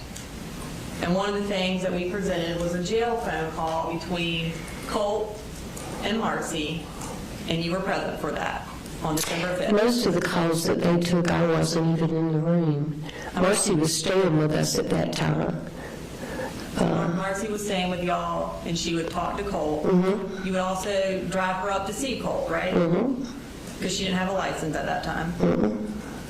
And on one of these calls from December 5th of 2024, you're in the room when they're talking about watching documentaries of mass shooters, correct? And Colt actually wanted you to watch some documentaries. And you did. And he wanted to know if you saw some similarities between him and James Holmes, right? Okay. And you watched it, and you said you saw some, but not a ton, right? Yeah. And you did that because he wanted you to watch it, right? Well, he asked me to watch them, but the main reason I watched them was because I wanted to see what it was about the shootings that was so intriguing to him. And so this is 3 months after the shooting, after he committed his own mass shooting, and he's still watching documentaries, and you're watching them for him. No, I wasn't watching it for him. I was watching it for me. But you watched it because he asked you. I did, yeah. And on that jail call, we don't hear you say, stop watching these, what are you doing, right? You do it. You don't call his counselor, you don't call DFACS and say, hey, Colt's still watching documentaries, he needs to get some help, right? You didn't do any of that? No. Okay. But I didn't realize he was still watching them. I thought they were documentaries he had watched before. I didn't know that he had access to any. Once he went to YDC, he didn't have access to anything. But you know he's still talking about it and Yeah. he's still interested in it. Yeah. And you actually watched it, like you just said, because you wanted to see why he's so interested in these things. Ask and answer. And you do stuff for Colt because you don't want him to get mad at you, right? You want to placate him. I want to what? Placate him. You want to do what he says so he doesn't get mad at you. No. I tried to help Colt because nobody else was helping him. He got mad at me when he was 3 years old, but that was okay. And kind of as you were leading up, as we're getting closer to the shooting back in August and September, he was getting mad at you a lot. Sure. Okay. Yeah. And there were lots of red flags that were popping up everywhere. He's got a gun in his room. He's interested in mass shooters, which everybody knew about, right? He actually called you and asked you if you would still love him if he did something terrible. You specifically told Colin you need to get him treatment, right? And he's having anxiety attacks, right? But you never thought that he would ever do something like this, right? And you admitted, you said your daughter calls you oblivious. You're kind of oblivious to things, right? and you're oblivious to Colt's red flags, essentially, right? And you were in here listening to all those phone calls where Colt and your daughter are talking about what a popular mass shooter he is. Yeah. And that was really hard for you. It was. It was devastating. Because you never would have thought that your grandson, your favorite, would ever have been excited about being a popular mass shooter, right? Never in a million years would have thought that. Never. And you also don't know that if given the chance, he wouldn't do this again to get more notoriety, right? You No, can't say that. No, I can't. Absolutely not. There's no way anybody could say that. And you also know, and you said it, that the best place for him is in custody because that's where he has the most structure and that's where he thrives, right? And that's where he should stay, right? No. Nothing further. Any redirect? No, Your Honor. All right, thank you. You can come down. That's my last witness, Your Honor. All right. Your client has a right to make a statement if he wants to. I don't know if you've discussed that today or. We're not making a statement, Judge. All right.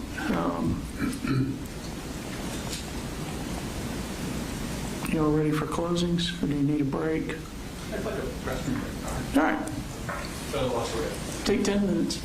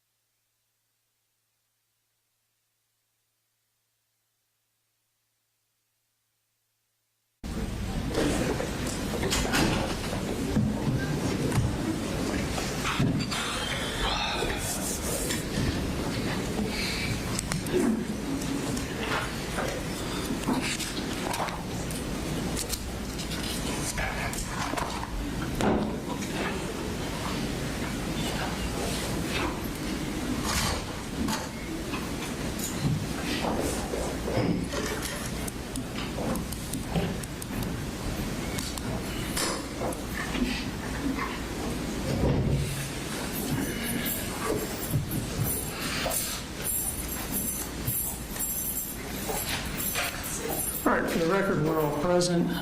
State has the right to open and conclude.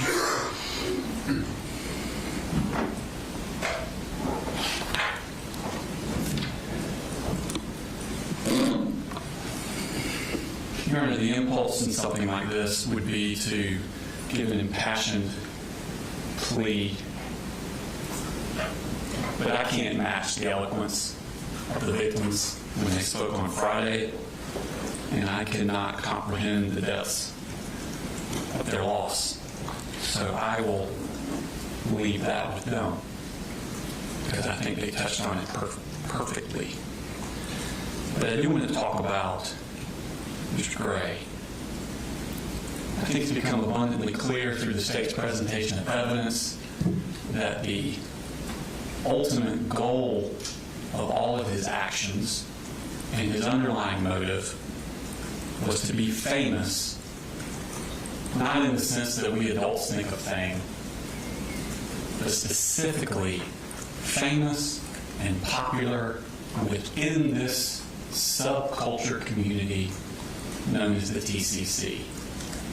He self-identified as this, and he was an active, exuberant member of this group.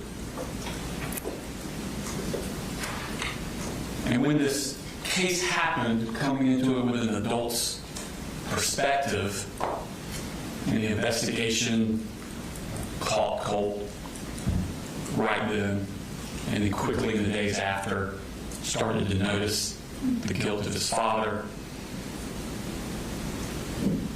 I kind of put aside thinking about Colt. And as the father's case went forward, I focused more on the father and what the father was doing. And it wasn't until after that trial, and we thought about this trial and this sentencing, that I started turning back to what was in Colt's mind. And I'd always just assumed that he was just this kid, had a bad upbringing, got wrapped up in this adoration of school shooters, and then he went and did this horrific act. And I just assumed that his response was, "Oh my God, what have I done?" And it wasn't until this summer when I started digging into what Colt was thinking that the horror of what happened is not even the end of it. Because the shooting was not the culmination of the plan. The shooting was just one of the steps of the plan. The plan was ultimate and lifelong fame inside the TCC.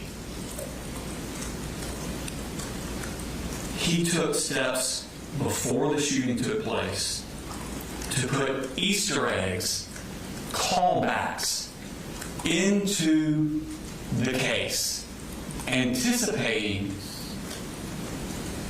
today, anticipating these things, us being here, releasing them into the wild to keep his fame going. He put symbols and phrases on his rifle that all pertained to things that were important to the TCC. He staged his computer to look like Adam Lanza's. If you notice in those pictures, Adam Lanza had multiple screwdrivers around it set up in the middle of his room. He had multiple screwdrivers set up in the middle of his room and a hard drive open, exactly like Adam Lanza's. And it's not a coincidence, because you heard in his jail call him say, "Wait till the crime scene photos of my room are released." He thought about it ahead of time. The day he's doing the shooting, and he's supposed to be so lost in his mental illness, he has enough wherewithal to stage that in anticipation of the day in the future when they would be released. He sends the same text messages minutes before the shooting that Nicholas Cruz sent. minutes before his shooting. This is not someone who's in some sort of uncontrollable emotional breakdown. He is still calculating up to the second of the shooting. He places his notebook on the desk to be found with all of those Easter eggs, referring back to Nicholas Cruz, Adam Lanza, James Holmes, because he knows they will be released at his trial. And then the shooting came, the next step of his master plan. Jason Smith interviewed him within the hour of the shooting. And he continues. He has the mental wherewithal within an hour of the shooting to place more Easter eggs, more callbacks inside that interview. The purple gloves. He must have said the word purple 5-6 times. Calling back to Kyle Rittenhouse. Telling them that he called the hotline. A blatant lie, and another callback to James Holmes. He's saying this with more steps are being done to his ultimate goal of eternal fame after the shooting. He mimics Nick Cruz's arrest interview. I hear voices. Oh, I blacked out. This is not someone who's in an emotional breakdown and realizes, oh my God, what have I done? This is someone who's in the midst of their plan and they're still going through with it. Within a month, he's getting the word out through his mom. He's looking to see the posts, if he's popular or not. He has already sent pictures to Mandy for Mandy to release. They're released. He's so excited. And make no mistake, Marcy's disgusting, and her actions are contemptible. But he's the one that's directing her what to do. He's the one that says, pull up Tumblr. Pull up mass killers on Reddit. Call Mandy. Tell Mandy to do this. Make sure that happens. I know she's supposed to be the parent, but he's the one that's directing all this.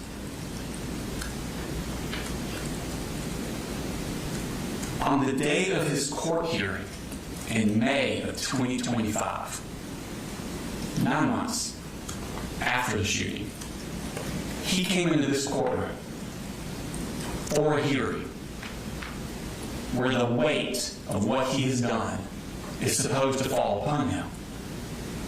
And he's supposed to contemplate his rehabilitation, his sentencing, what is going to happen to me legally that day.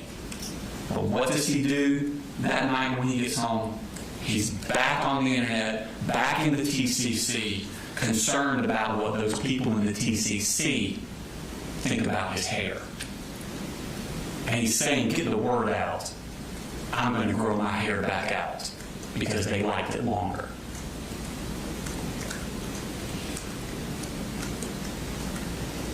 He had a bad childhood. We're not contesting that.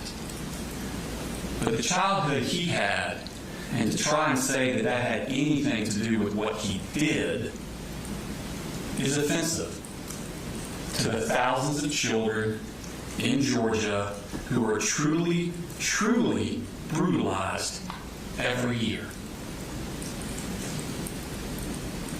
I know he's had a bad upbringing, but like I said, the defects. In this courtroom, we've seen a lot worse. And he's the only one in the history of Georgia who has ever taken an assault rifle into a public school and opened fire on perfect strangers simply so he could be famous. This is not easy, Your Honor. As the son of boys, the father of boys, I understand completely what Dr. Richards said. 14-year-olds have not fully formed into what they're going to become. I completely agree with that, and I understand that. But we've seen no evidence he has any ability to develop a conscience or any ability to ever fully value human life.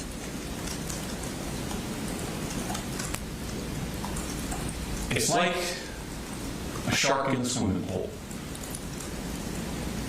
I don't know why the shark's the way he is. Is he born that way? He had bad parenting? Is it instincts? Something terrible? It's truly evil? I don't know why the shark is the way the shark is. But I do know one thing. He can't be in my pool. Colt Gray cannot be in society. And I ask you to sentence him to life without the possibility of parole. Thank you, Mr. Allen.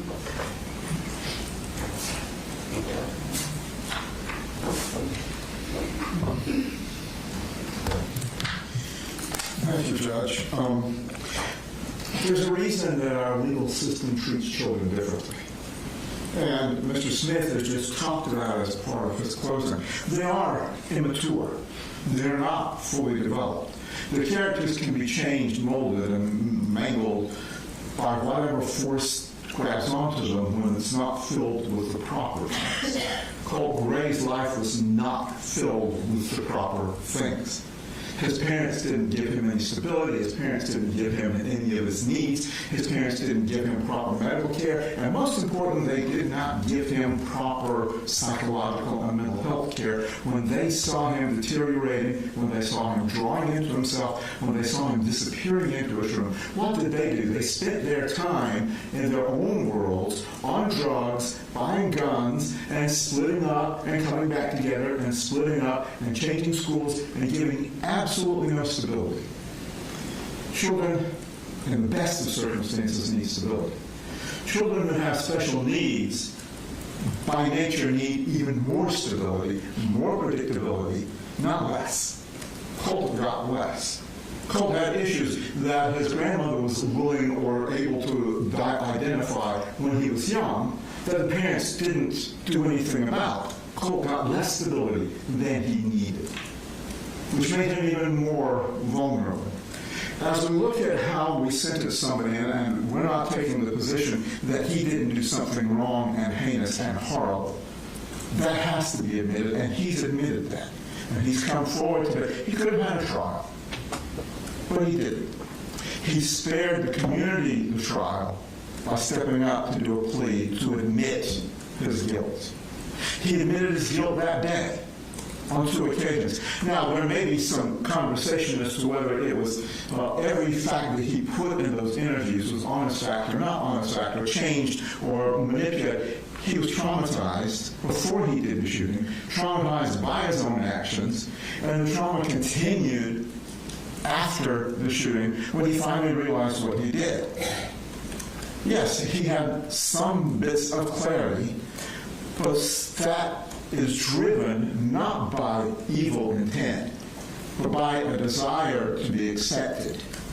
And that has been the whole drive of what he's done in the TCC community. If we look at Dr. Richards' report, on his recommendation, the factors that we need to consider, which come out of Miller versus Alabama, on how we sentence children who have done bad things, we have to look at his maturity level. These situations that they're citing to happened when he was 11, 12, and 13. And everyone that has dealt with any child knows that 11, 12, and 13, they don't have any good sense, especially boys when they're coming into that age range.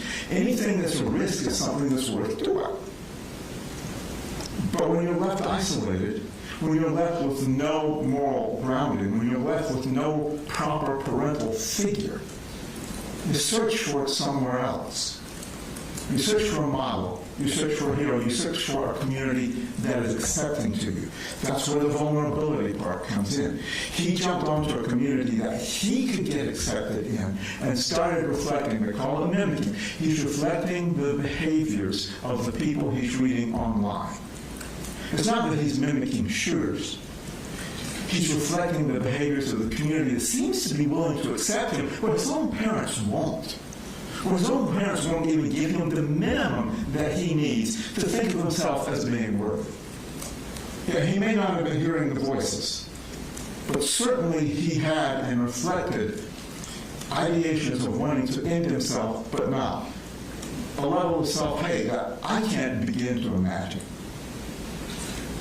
But that is the world that he was trying to cure by filling in with the world of the TCC and reflecting the same kinds of things that they were talking about. Well, I understand that the victims have lost a great deal in this, but Colt has not really lost because he didn't have.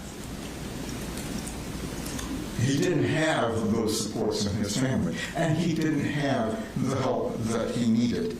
His parents were obviously totally abject failures. But when we're looking again at somebody who was 11, 12, and 13 when they were trying to fill a hole, we can't say that from this day forward they will never be right again, because the law gives us some room to have that discretion. The law tells us we have to consider these factors of immaturity, vulnerability, and the potential of redemption, sometimes referred to in the law as incorrigibility. He is not irretrievably broken.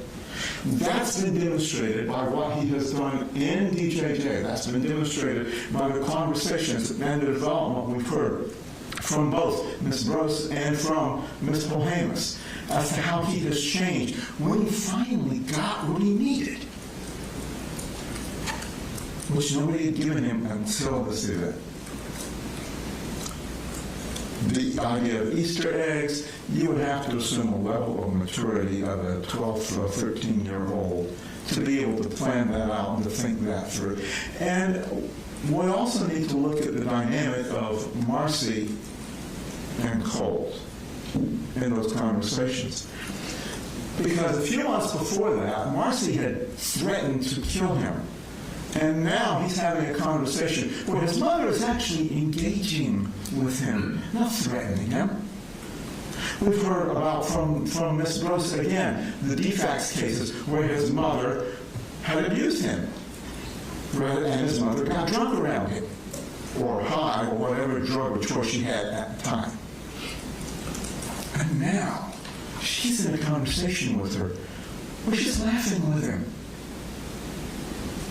It's not him encouraging her to do something bad. It's trying to hang on to something that he didn't have without these horrible events. Judge, this is a hard decision because so many folks have been injured in ways that are indescribable. We've heard them, the families, testify to the impact on their lives. But that impact does not overweigh the court's responsibility to look at the factors in Miller and to understand that Colt was at an extremely vulnerable time in his life when he didn't get what he needed at a very young age. And that certainly doesn't mean that once we give him what he needs now going forward, he can't be made a productive member of society. The minimum that we understand, Judge, is life with parole. He will be given a life sentence. With parole, it gives him an opportunity of hope. Hope is an important factor in somebody becoming a different person than when they start. And if we give him life without parole, then that takes away the hope and that takes away the ability for him to change. With the help of the psychotropic drugs, with the counseling sessions, with the routine, with new structure and hope, he can ultimately be a person who contributes to the society at some point. Life without parole, Judge, I personally think as a policy matter is too harsh for any teenager. But I understand the law doesn't look at it that way. The law gives the court the discretion. The law gives the state the chance to prove that he is not redeemable. I don't think they proved that. They proved that what he did was very bad. They proved that what he did had some planning to it. But to the degree that he is such a twisted individual that he cannot be improved, I don't buy that. I don't think they proved that. I think what we have shown is that he can improve with the right help. And we're asking this court to sentence him to the minimum, 1 count of life with parole. Thank you. Any last words? All right. It's almost 2:30. I obviously have a lot of thoughts that I need to put to paper and organize. Do y'all have that flash drive you referenced? Yes, sir. You put the file out on there.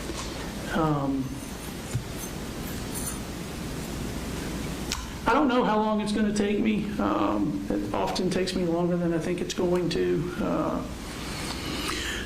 So I would say I'll shoot for 3:40. That's an hour and 15 minutes from now. I say this somewhat tongue-in-cheek. If I'm not done then, please wait longer. So 3:40 will be the goal. Thank you.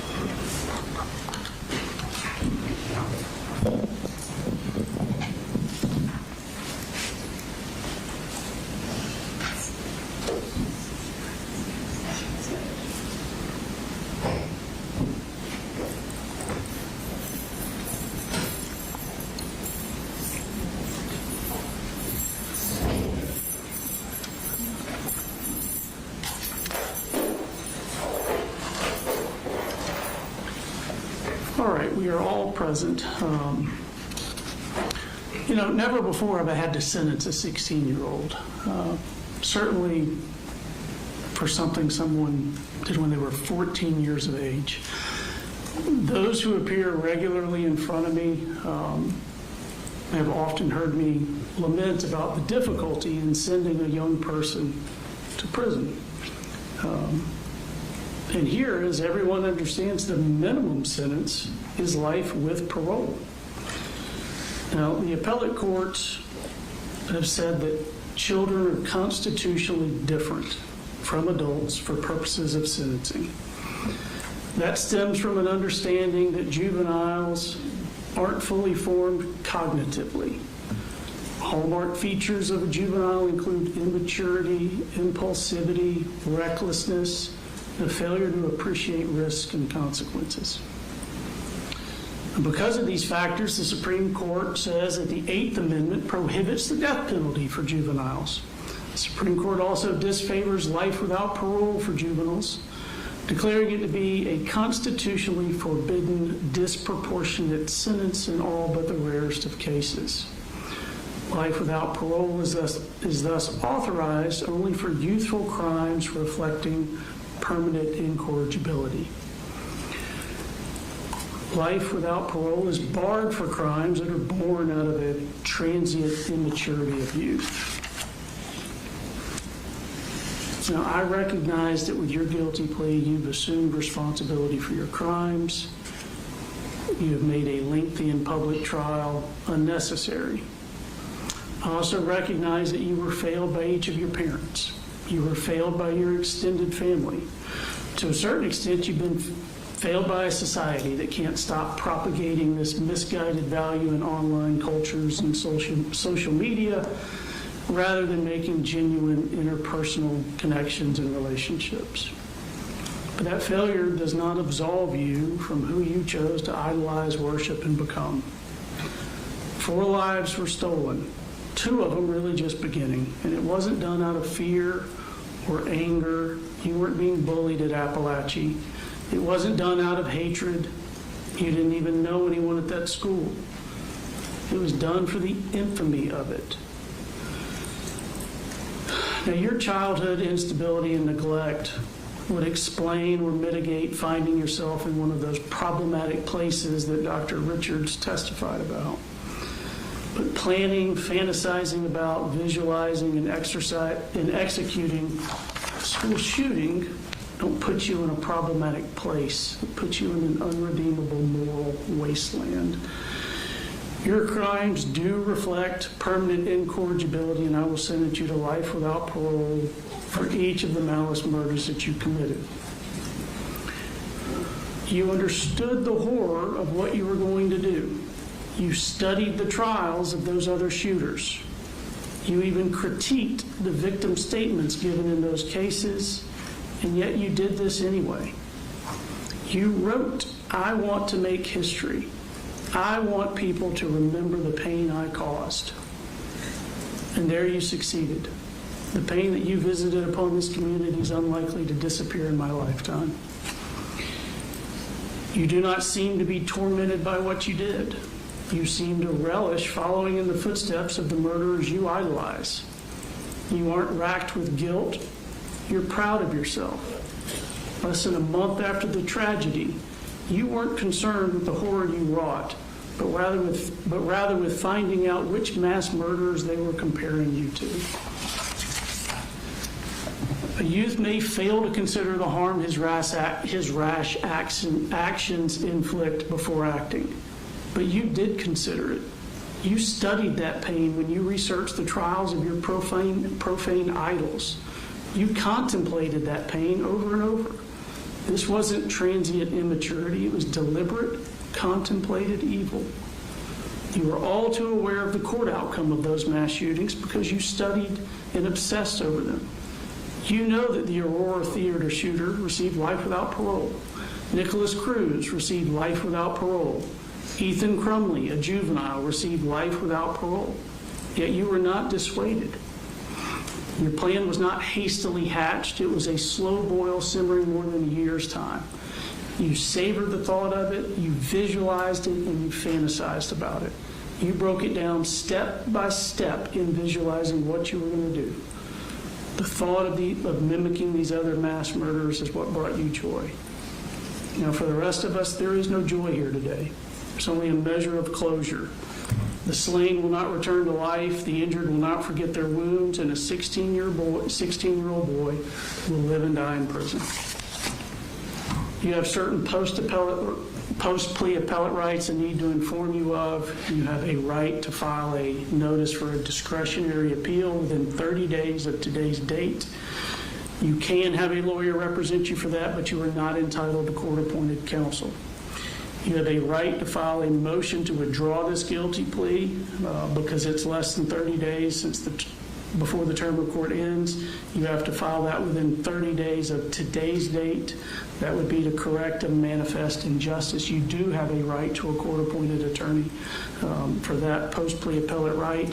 If you need a court-appointed attorney, you need to promptly apply for one so that one can be appointed to meet that 30-day deadline. You also have a right to file a petition for habeas corpus to challenge any legal errors in the proceeding, any violations of your constitutional rights. That is a civil proceeding for which you do not have the right to court-appointed counsel. Each of the malice murders will be life without parole, concurrent to one another. The felony murders and the related aggravated assaults for those all merge as a matter of law. Each of the aggravated batteries will be 20 years to be served in confinement consecutive to the life without parole. The aggravated assaults and the cruelty to children that do not otherwise legally merge will be 20 years concurrent to the life without parole. Is there anything else I need to address? 20 years on the aggravated battery consecutively concurrent with each other. Yes. All right.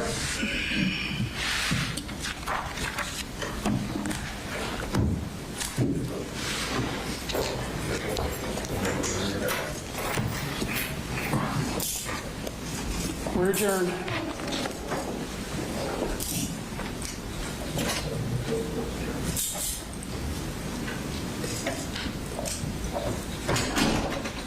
With him off the bench, that camera needs to be off.